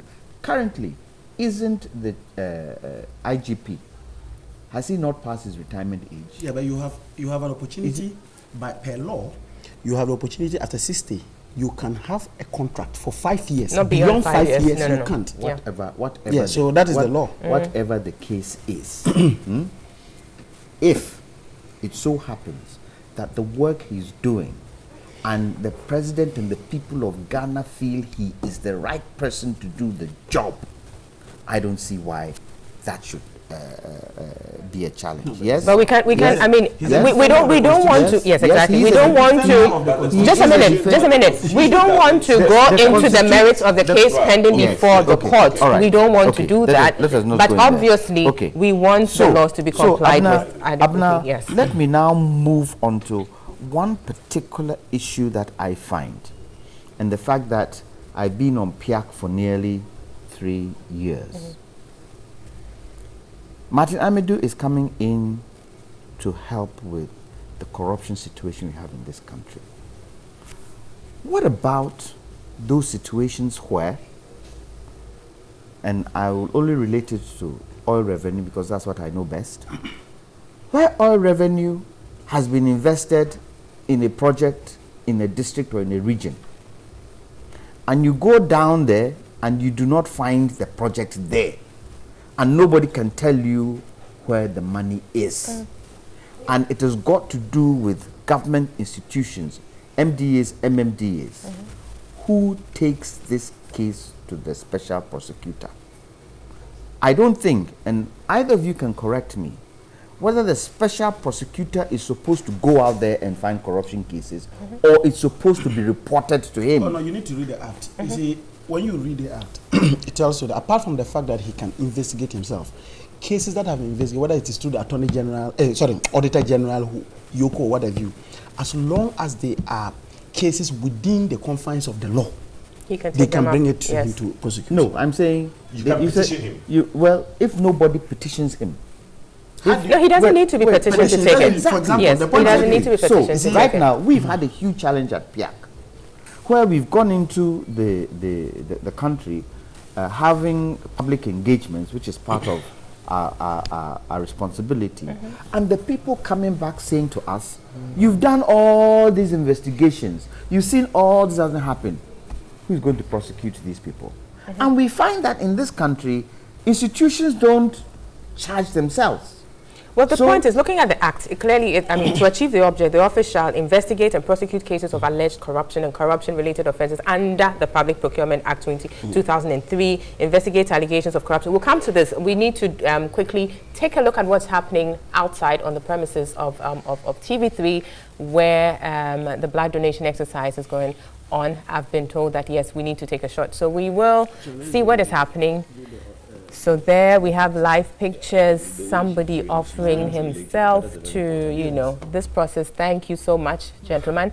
He is currently, you see him, blood being drawn from him. We do appreciate that. So we are inviting you to come through, donate a pint of blood or more, and then we would refresh you thereafter to regain your energies if you should lose any, which we don't expect you to lose though, but you'll be refreshed nonetheless. So it's ongoing from now till the end of the day, I believe, and you are again encouraged to pass through. Let's help stock up the blood bank. We need to do that. You never know when it will come in handy to save a life or two. So yes, thank you for those passing through. We do appreciate that, and we do encourage others to come through as well. So back, yes. So clearly, let me just a minute. So you were asking the question. So clearly, you know, I'm even going to say something else. I'll come back to this. Okay, but quickly you need to wrap up for me. Then, yes. So you are doing blood donation out there. TV3, Milo, tea, nothing for your panelists. Some of us came here at 6 a.m. No tea, nothing for us. And we are going out there to give blood. And you can't even provide Milo for us. Oh, my no producers, problem. Please, production team, please, let's organize something really fast. Let's sorry about that. We'll do that. We will still come and serve Ghana. But I think you should do something. Thank you for your patriotism. Yes, okay, thank you. Yes. Yes. There are a few things. Okay, there are a few Are you done? No, you were. Please let him wrap up. I'm giving him 1 minute. You were asking me a particular... Exactly. You were wondering whether or not he could on his own, as in the office on their own, go and look out for these things, or they need to be petitioned first. Yes. They don't need to be petitioned necessarily. They can do that per the Act. Investigate and prosecute cases of alleged corruption and corruption-related offences under the Public Procurement Act 2003. Investigate allegations of corruption and corruption-related offences under the Criminal Offences Act and all of that. And of course, like Honorable Bawa said, the Auditor General's report too is a source or a basis for prosecution and all of that. So they don't need to be petitioned first. Are we then saying that if it's hearsay that they've heard, they can go out? They can investigate. They can go out. Investigate, yes. Investigate, then prosecute. Okay. Okay, very well. Yes, Honorable Bawa, on that, I want us to look at, quickly before we go, because we're running out of time here. Yes, he undoubtedly will be confirmed as the person for the job. But beyond, we do know that it's beyond him as a person. He needs to have the backing of various institutions, the system in general, to be able to move on. Looking at the Act, appointments of, the deputy prosecutor, special prosecutor, for instance, lies with the president. Of course, the AG would do that, and then the president does that. And then the other staff too, by the president. And in fact, then the board by the president, and all of that. Even though there are specific institutional representations, it's the president who will need to do all of that. Clearly, we need to have all of those up and running before anything substantial could happen. And I think two of you are lawyers, am I right? That the position of the special prosecutor is a delegated power. Yes, it is. It is still, the thing still falls clearly under the Attorney General's department. It's just that they've delegated that function to him to do. And that's why even when it came to Parliament, initially the original bill that came was independent prosecutor, but I realized that it was in conflict with Article 88. So that's why the independent issue took off. So in the first place, I know that the mentality, and I got that vibe when Amiri was before this and what do you call the committee. He is not as independent as he thinks he is. He is not. And that's the truth of the matter. Because actually, you people, you call it a knowledge prosecutor, is that it? I'm wondering that if you have a situation, and I think that question came up, that you are prosecuting a case, and then the Attorney General decides to enter into that. What do you do? Your hands are tied. The board is supposed to give broad policy guidelines as to the function of and the role of the special prosecutor. If the policy guidelines do not, in a way, tend to limit his ability to work, how does it resolve that? Because it would have been permissible within the law because they provide those things. So this whole animal called special prosecutor is not a panacea in itself. But indeed, there was something you raised about the corruption issues and what the effect it has on us when he spoke about it. Yes, if you look, if you steal 1 cedi, 2 cedis, 3 cedis, it may be that money could have helped in putting up a clinic in a village. Indeed, I think I saw one of the documents of Imani where they said that annually, I don't know how scientific that is, but annually, Ghana loses about $3 billion a year to corruption. And so if you have 3 billion, you can imagine what you can do with 3 billion. And so any attempt by the state to ensure that we kept this canker is welcome. That is the thing. Now, but the other issue I need, and I know we are closing this and going to a very important, and going for a very important thing about the tax. Yes. one of the things I want to talk, and because it was Kojo Poku who was bringing this up, I do not want people to think that NDC, one of the reasons why NDC decided that we were going to approve Matt Namidu was that we felt that if, after all, in fighting corruption, the state could find one of our own to be the best person to fight corruption, it meant that it was a plus for us as a party. Right. That's one aspect. Which is what we thought from the beginning, Yes, but and earlier on there were some issues that with was that. the impression people had. But for us, Was it an impression? It wasn't an impression. No, but the our very actions in Parliament suggest that we are maybe in Parliament, but not. Look, let me tell you, that's the this thing. Carry on, The yes. other part I needed to talk about, and for me it was funny. And when you talked about the NDC and the fact the dilution, you remember you made the values. If you look at NDC is a congress.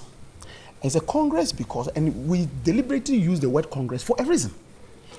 The NDC is made up of a stock of the revolution, that's the cadres. We have the UP portion that was led by the DF Anan, Obeda Samuel and co. Then we have the Nkrumahs. So you have these three sets, an amalgamation of three different sets of thinking that came together to form that congress. Of course, there can be conflict in terms of how we think the party should move. And it is not alien to any serious political party. You will have those things. But there was an interesting part that Matt Namidu said. And for me, coming from the Keda stock, I was surprised about it. When he was talking about corruption, he indicated that, look, we must ensure that we do not create an environment for an opportunist to take guns and come again to seize power. Again to take power. The first question I asked myself, the very reason why Rawlings came back after 79, came back in 81, was on the basis of the fact that he felt there was corruption. But that is, he also stated it. No, I'm coming. Yes, I'm coming. Please allow him to land and then we can respond. So Yeah. there was corruption.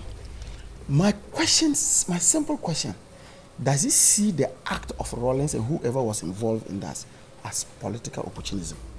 That's the only question I'm going to ask. Because for me, I see it from an angle of, if you listen to what Rawlings says, if you listen to what Matt Namidu has said earlier, it was all because the intervention was necessary to save this country. It was not because of the fact that. So are you saying that it was justified? It was okay to overthrow a constitutionally elected government? From what Matt Namidu said, it was not right. Why wasn't it right? From what Matt Namidu, he saw it as a political opportunity. But it is. He says, don't create opportunity, as in don't create an environment for a political opportunist. Yes. To take over this country again. Yes. Again. As in, don't create, because if you're saying the overthrow was because of the corruption, people thought they had to intervene. Let's not create that environment for that intervention. Yes. So then, the question then you ask yourself, did we need to do the 1981 coup? Because he's a kid. Yes, but clearly that question for me is it was just a no-no. It was just a no-no. Because for me, he created an impression. I'll come to you. He created an impression. I know. No, excuse me. He created the impression that the intervention in the 1981 coup to overthrow a constitutionally elected government was wrong. Yes. But it was wrong. Yes. So it means that he's a party to that. But he was wrong. So it's an admittance of the fact that that action was wrong. Yes. Clearly. Okay. And it wouldn't be bad if he agrees, because he says he is an advocate of the Constitution, and I wouldn't expect an advocate of the Constitution to justify that act. That act. So seriously. it means that. So for me, I think yes. I just wanted it to be on record. As somebody who is a strong supporter and a defender of. Relax, gentlemen. Please, just a minute. Kojo, I'll come to you. 1 minute. Just 1 minute. Mr. Janswa. Every coup in this country that has happened has been wrong. Every coup. And why do I say that? Unjustified. The coups, have they changed the economy of this country? Oh, yes. And to add to that, positively or negatively? Positively. No, how? Actually, if you look at the 1981 coup, at the time when even GDP was going negative in this country, It only took a military intervention to reverse that under the economic recovery So you can't say otherwise. This would take us into, we don't have that time to go into all of those. So please, the records are there for us. Honorable, at the time we were growing negatively. How can you hold your horses? No, Mr. Jantwa. Please. I totally disagree. This will take us, it will veer us into some other conversation So altogether. We don't have, but we just need to go on. The But the point is, just to he's come in. probably seeing the right thing Fantastic. now. That's what I think too. He's seeing the right thing now. Rollins Crew was young. Let me go to Kojo. No. Mr. Jantwa, thank you very much. Thank you very much. Thank you very much. No. I agree. See, You're good. You know the point I'm making. It's a different conversation. The reason why I am making this point was to just tell you the contradiction of the person. Very well. That's fine. It's a contradiction. It's a contradiction. That's fine. Let me go to Kojo. I don't think we should entertain this conversation. Because you have a CPP traditionalist and you have a cadet, and this conversation can go on till 10 years. Exactly. Because, I mean, if I'm to get into it, I'll also have my own view of what I think is wrong. Please, don't listen. Please, allow him to speak. Allow him to speak. He's a free radical. Why am I being now put on the kukudu set today? Carry on. Now, so please, I don't want to go into that. I think that, look, let's wish Mr. Martin Amidu well. That's the most important. He has worked in the Attorney General's office. He's a seasoned lawyer, and I'm sure he's worked with staff, people, and he's done good prosecutions in this country, and nobody he has worked with has come out openly to say that, oh, the man didn't work well with me. We've not had that side of him. So I think the office will be staffed. I'm sure he will listen to diverse opinions. There are very sharp lawyers out there, young, brilliant guys out there that he can see himself in them growing up, and he can empower them, and we'll have a good... For me, Ghana wins, because I know for a fact that if Mr. Martin Amidu prosecutes you and you are not guilty, I, Kojo Poku, will go to sleep knowing that you are not guilty. Very well. Let me take some messages and then we go into the petroleum tax reduction. This one is saying, good morning, Abna. Why is the president so quick to pass the special prosecutors bill but not in a hurry to pass the right to information bill, which could have helped the special prosecutor in performing his duties? That's called Sami Nima. Another one says, Abna, I have no doubt about Mr. Martin Amidu's credibility and competence, but the question is, will the NPP bigwigs allow him to do his work? That's a question you're asking. Musa Abatwa in Kumasi says, now for me, Martin Amidu has lost credibility. How can a man who's heading to the most important position as far as the fight against corruption is concerned criminalize people based on perception? Is he going to act based on information, intelligence, and perception, not evidence and fact? As a rational thinker, I think he's not fit for the job. I'm a citizen, not a spectator. Good morning, Abna. The bottom line is that he, Martin Amidu, is one of the people who campaigned for NPP, and he said he contributed to the NDC loss, so his payback time. How can he say his perceptions? I'm sorry, I can't. It's not clear what you're trying to say. Too bad.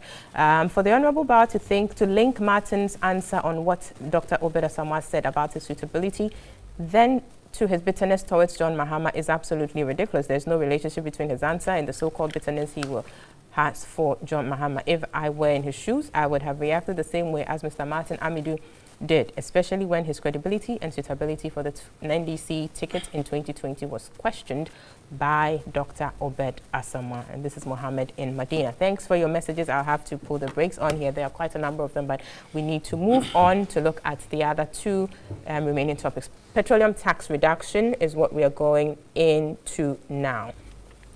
Kojo. This special petroleum tax was introduced in 2014 for a certain purpose. 2015. 2015, sorry. And people argue that the reason why we perhaps introduced this, which had to do, predominantly with volatility in oil prices, the situation no longer persists. So why are we still, paying this? I hope you give me a bit of time to educate, because a lot of people don't understand this tax. Okay.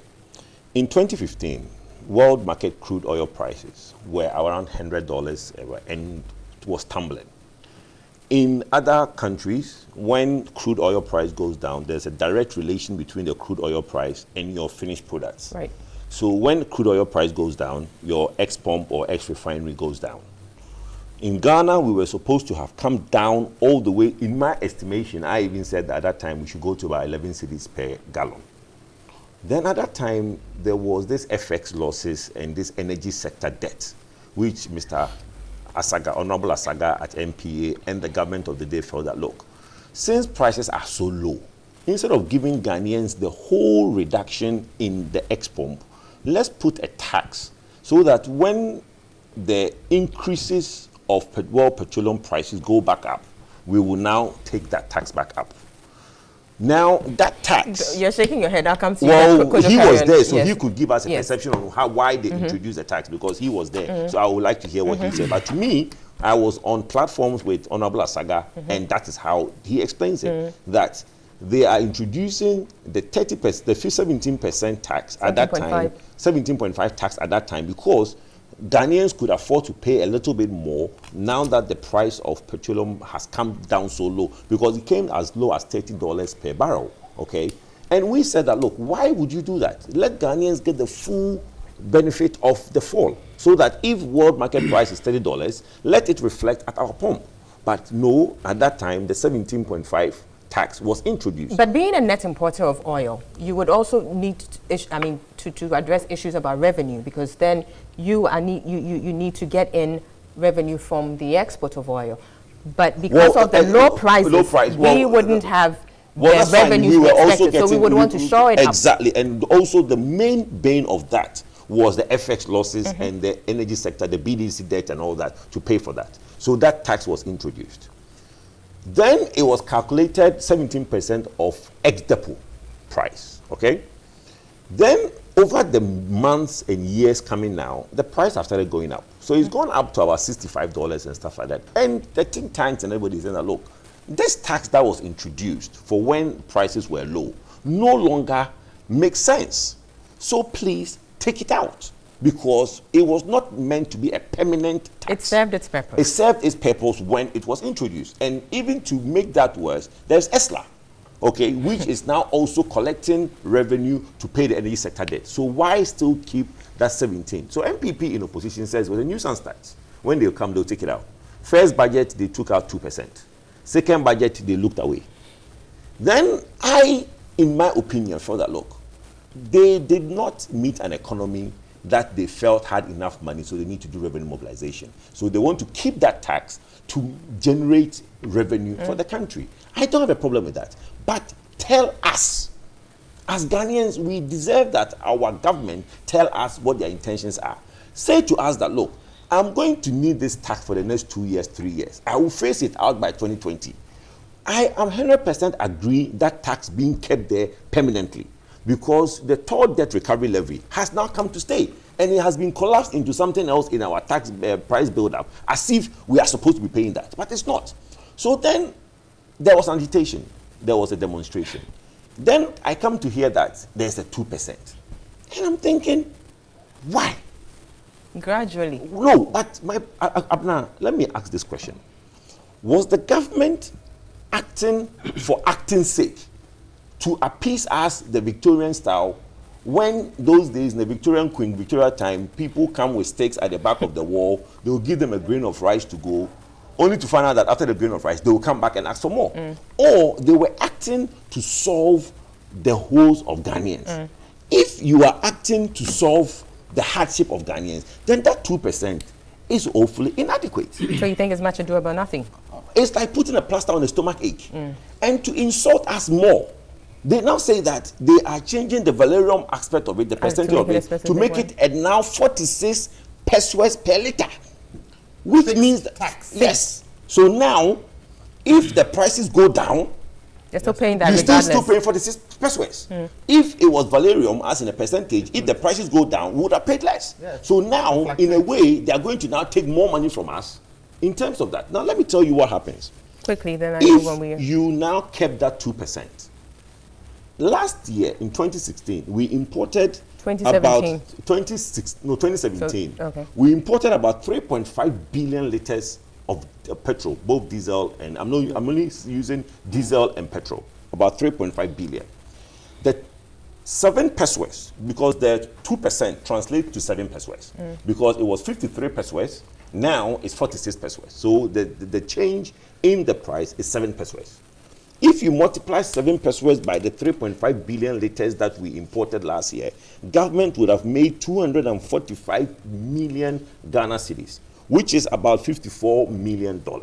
That is the money that government would have gotten in its coffers to do development, to do the Western Railroad or whatever the government wants to do.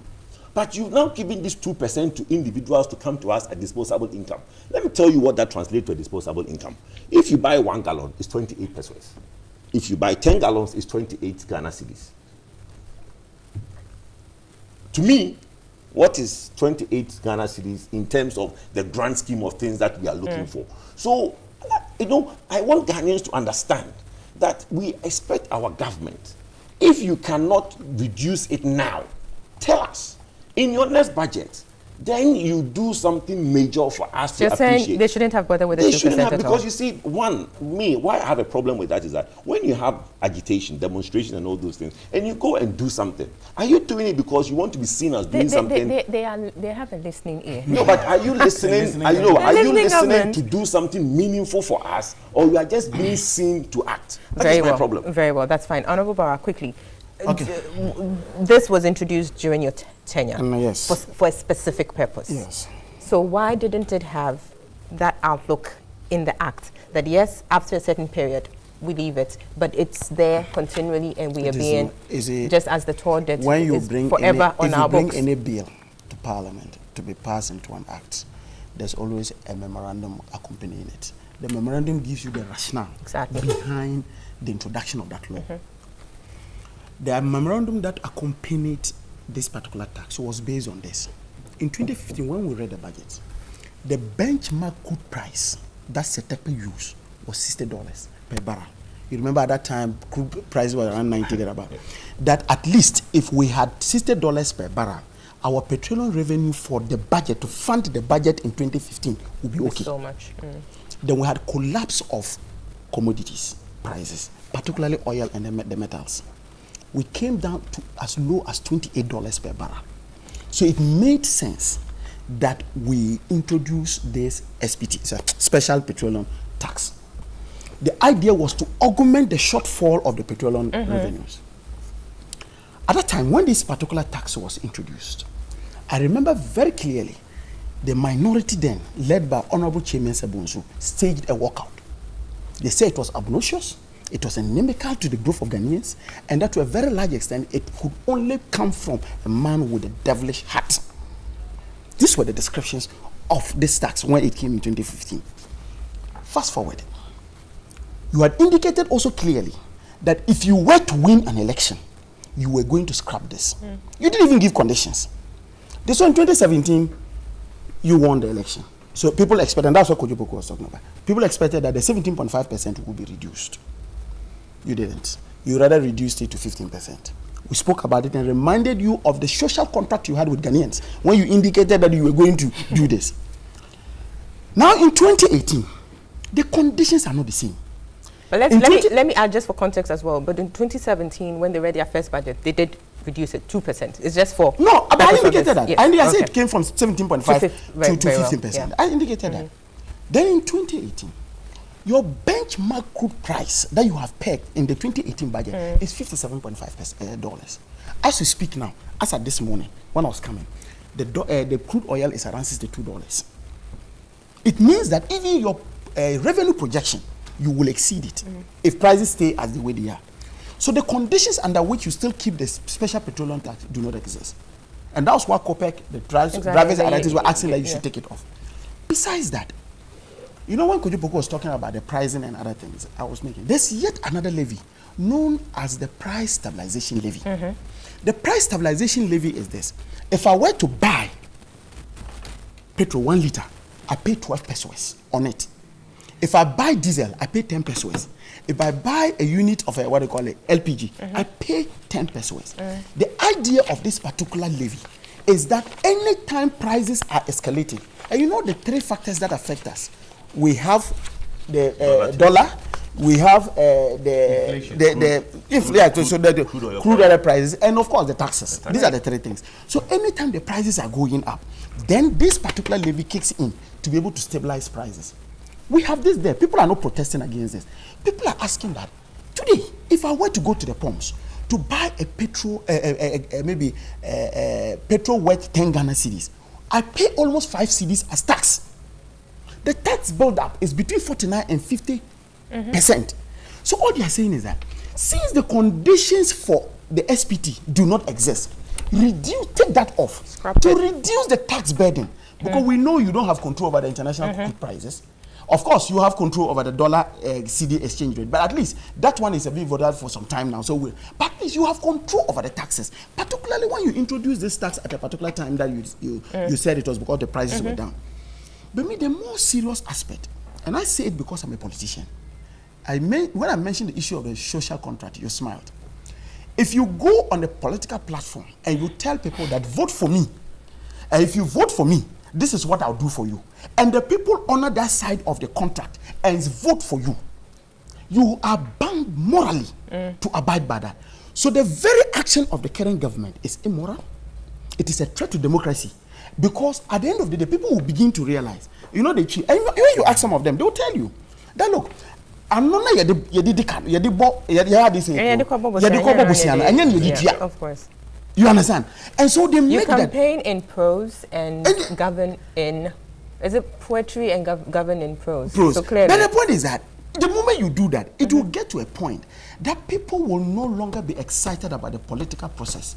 And that is the danger that we find. Quickly, before I move to Mr. Jantua, but the question still remains. This was, if you like, a special vehicle, a special purpose act. Yes. Why didn't the act have a sunset clause? So that then the subsequent government, exactly, you just leave it. Oh, but in another case, and then because but before you come, you continue, because clearly there's the need to also raise revenue. So government looking at things would say, well, let's just see how best we can generate revenue. But if you had put in a sunset clause, yes, I mean, laws can be amended and everything, but at least there would be that. Why would I have saved? It would have made it clear that this is for a certain specific period. Let me give you a typical example of a law that has a sunset clause in it. But isn't working. The ESLA, the sunset was in Kenya 5 years. It has been changed to 10 years because exactly. That's what I'm saying. That it can be amended. But at least it's there. At least it's there. So we know that in 10 years. Yeah. So the point I'm making is this. That's why I went back to the memorandum that accompanied the bill. My producer is telling me to explain the sunset clause. Okay. So basically, there's a termination point. Yes. That if you introduce the law, there's a termination point at a particular point in time. The law ceases to exist unless they come back to Parliament. Its purpose. Yes. Unless they come back to Parliament to renew it. Exactly. So basically that is it. Very well. So the point I'm just making is that, you see, the memorandum explained it, but there was a principal position that the MPP took when they were a minority. It is that principle we are holding them to. Very well, that's fine. Let me come to Mr. Jantua here on this issue. And I'm happy Honorable Bauer made reference to the price stabilization under the ESLA, because clearly there is that provision. And I mean, for purposes of this conversation, I would want to read it so we know exactly what it is. That under, it says the Price Stabilization and Recovery Account, Section 5 of the Energy Sector Levies Act. It says the minister shall cause to be opened and maintained an account to be known as the Price Stabilization and Recovery Account for the purpose of receiving monies realized from the Price Stabilization and Recovery Levy. And 2, monies in the Price Stabilization and Recovery Account shall be used A, as a buffer for under recoveries in the petroleum sector, and B, most importantly, to stabilize petroleum prices for consumers. There's a third one, but for this conversation is the B that I'm interested in, to stabilize petroleum prices for consumers. Why aren't we seeing that happen, but rather consumers being overburdened? You know, Abna, I would wish this government in power would stop me from using that phrase that I tend to try and use all the time. The value is the same. The value is the same. The NDC brought in this particular tax because at the time oil prices were at a certain level that made it difficult for the budget to operate. You have come into power. You are getting more than what the oil price is now as compared to what you've got in the budget. Scrap it. If you would not scrap it, put a clause in there where you would stay this particular tax and only bring it up if it affects our budget to some degree. But who was it? Bawa who was talking about promises. They also made promises. They also made promises that they broke. But we are discussing. No, we are not discussing. We are discussing. We are discussing Ghana. We are discussing Ghana. We are not discussing. You know, this kind of diversion and things that the opposition sometimes make. Sometimes it's too laughable, because you've been in power, and some of the things that we are discussing now came from you, and you did nothing about it. And so when we are discussing these things, we are talking about governance and how governance should be handled. Look, what determines a change in oil prices? Let's see whether those situations are in here today. Depreciation of the cedi. Has the cedi depreciated so badly? Huge taxes. High level of inflation. Is that present today? Current oil price fluctuations in the country, largely due to poor performance of the local currency in the forex market. Are we experiencing that today? If we were to take just these conditions, can we not say that the government in power today should look at this tax again? They should be able to, because it's putting too much pressure on the ordinary Ghanaian. Perhaps it's not putting pressure on the politicians and the parliamentarians and those who can afford it. For them, it's just another 10. PIAC, we are a body that investigates how oil revenues have been used. And even that, we have realized that that money hasn't been used properly.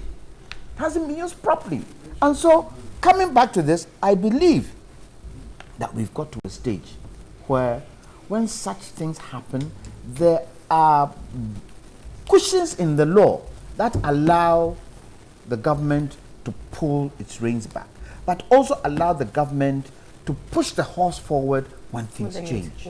Because the other side of the coin is that if this particular tax is removed, and for some want of something that we have no control over, America attacks North Korea, that would now create a challenge for us. And it means we have to now go back to Parliament to now reinstitute these things. Yes, this tax that you talked about, is it enough anyway to cushion when major challenges happen? So we should look at it properly. I believe that we shouldn't scrap it wholeheartedly, but we should stay it for now, because we are making excess with petroleum prices. We're making excess. So let's stay it, and let's have the situation where, you know, we can bring it back when. So as a need arises, then we go back to it, so we avoid the whole process of reenacting it. Quickly, and then we take. I want to take off from where my brother left off. You see, governance is, to me, that's one thing I had a problem with MDC when they govern. They like to do things as if you want to give me paracetamol, but you won't tell me what you are giving me to take. Just take it, you'll be well. I'm asking what is it you're not telling me. And I think MPP is beginning to do the same.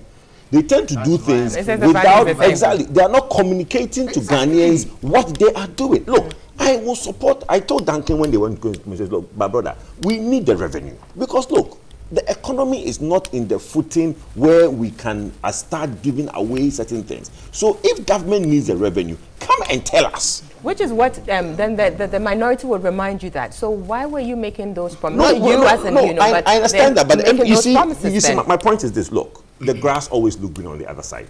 So if you're in a position, you think you can do better, you can drive Formula 1 until they give you a car at Monaco, then you realize that you can't drive it.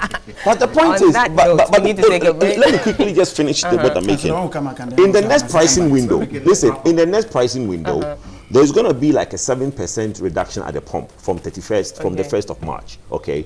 And that would also go a long way to cushion. That depends on how soon they can take it to Parliament for them to ratify. The 2% has been done, but the next pricing window from the 1st of March, because crude oil prices have gone down by 6%, the ex-pump will come down about 7%, and that is already in the indicative prices of all the OMCs, but it's effective from 1st. No, it's been done. So the next pricing window is 1st of March. So effective 1st of March, it's going to be a 7% reduction. But you see, my point is that if government had waited, you would have this 7% coming soon. So you didn't have the need to rush and try to be seemingly doing something for Ghanaians. You understand? So it is that idea of, yes, we need the revenue. Our brothers who left the NPP will tell you that they didn't meet a good economy, so they need a revenue. Well, some of us agree that they need a revenue to do all the potholes there is. But tell us what you intend to do. Very well. And we'll support you. I think I'll take Honorable. I'll give you a few minutes to finish, so that when we come back, we go straight to the Zuma story. Quickly wrap up for me. We can't just hide behind the fact that because somebody else did it. The reason why I'm in opposition today is because of the fact that I was told that this tax was inimical to Ghanaians. As one of the reasons why I'm in opposition today. Why your party is in opposition? Yeah, that's why I'm in opposition. I wanted to be in the majority, but I'm in the minority. So, on the basis of that, I have learned my lessons and I'm telling that these are the conditions under which you came. So meet them. That's the first thing. But you see, the reaction of the government and the institutions within the petroleum sector is what is laughable. You remember when COPEC went on the demonstration, you had the CEO of NPA come out to indicate that the figures for the price stabilization had been reduced.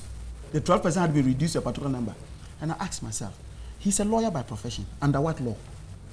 There has not been any review, because we knew he was not speaking the truth. There has not been any review in Parliament. You have not brought any document asking for a review of those documents. But because you wanted to react to what the people were doing on the streets, that's why I agree with you when you said that the demonstration is what had pushed these people quickly into Parliament. Because the first reaction was to say that, hey, no, we have reduced the price stabilization levy. But that's why people demonstrate, isn't it? No. To get results. No, I'm listening to one. Their first reaction was that they had done that. Then when we reminded them that, under what law did you do that? Because it is not true. We still pay the 12 pesos on a litre of petrol, 10 pesos on diesel, and then on LPG. Then the next thing, they came with this under the certificate of agency. And you know the interesting part, the part that brought about the confrontation between the speaker and Haruna Iddrisu, the minority, was that we passed this particular law when we were only 32 in the House. We didn't even have a quorum. And when we were raising this issue, that we didn't have a quorum on the floor of the House, he wanted to raise that issue. Mr. Speaker ignored him. So in strict sense of the word, this law that was amended under the certificate of agency was done with that quorum in Parliament. Which raises issues on its own. Anyways, we need to take a break. When we come back, we go to look at happenings in South Africa with President Zuma's resignation and the coming into office of President Cyril Ramaphosa. You're watching New Day Saturday edition. Stick and stay with us. We'll be right back.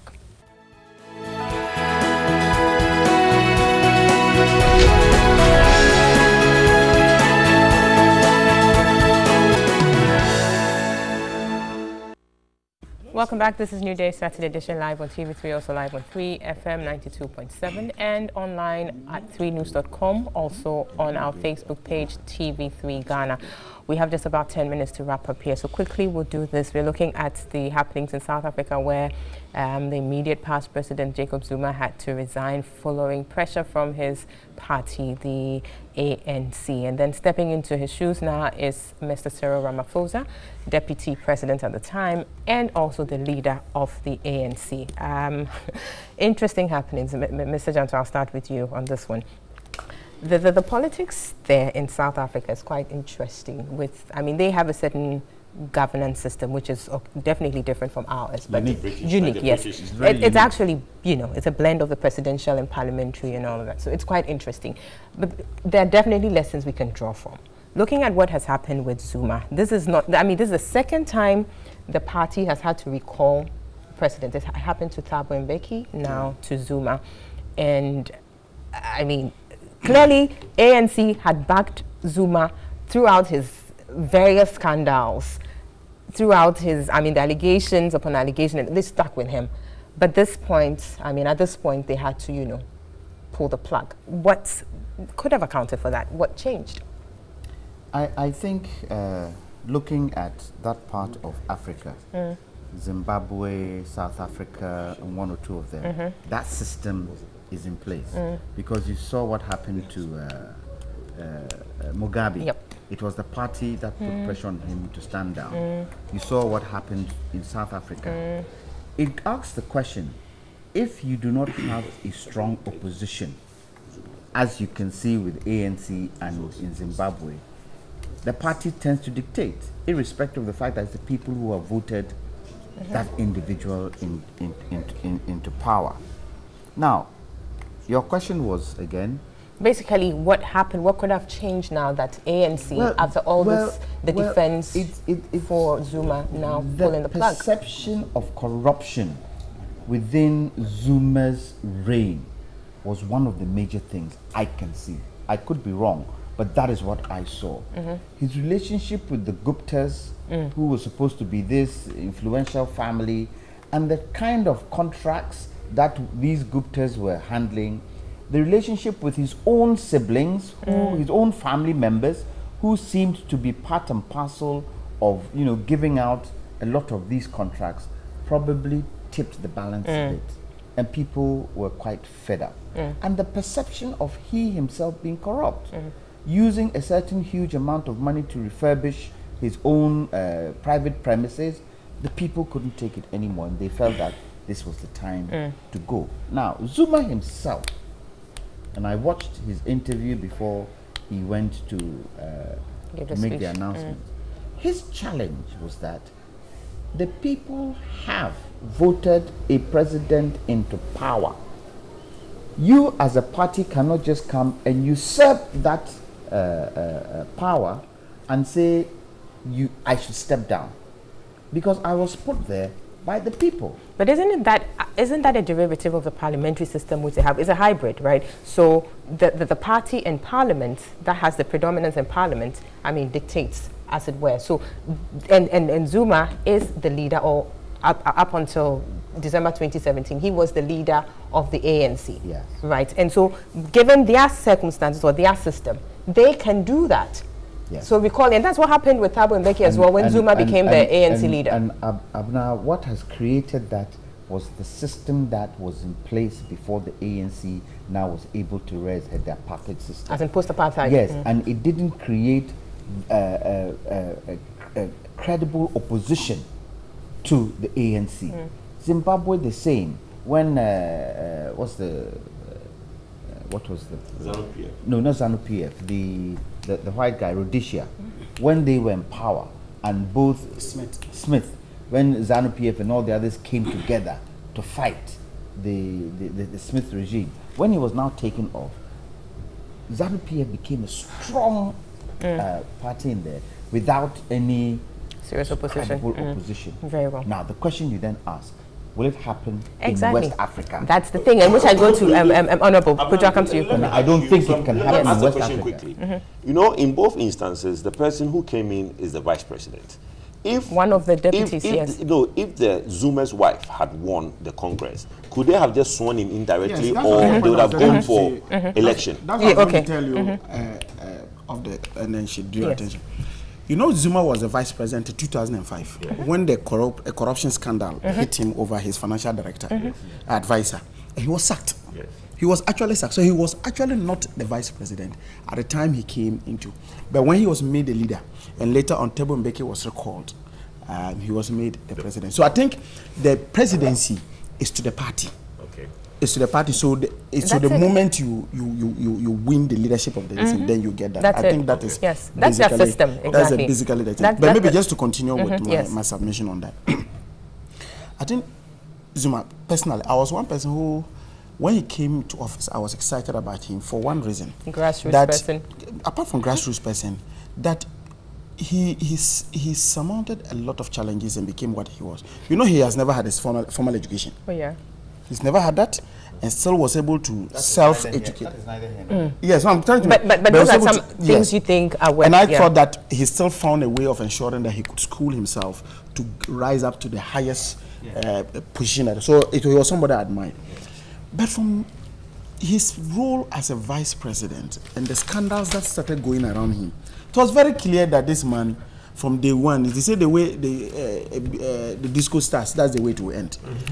The man, there was a clear indication that he was corrupt. Yep. He was fired as a vice president. People thought that it was not true.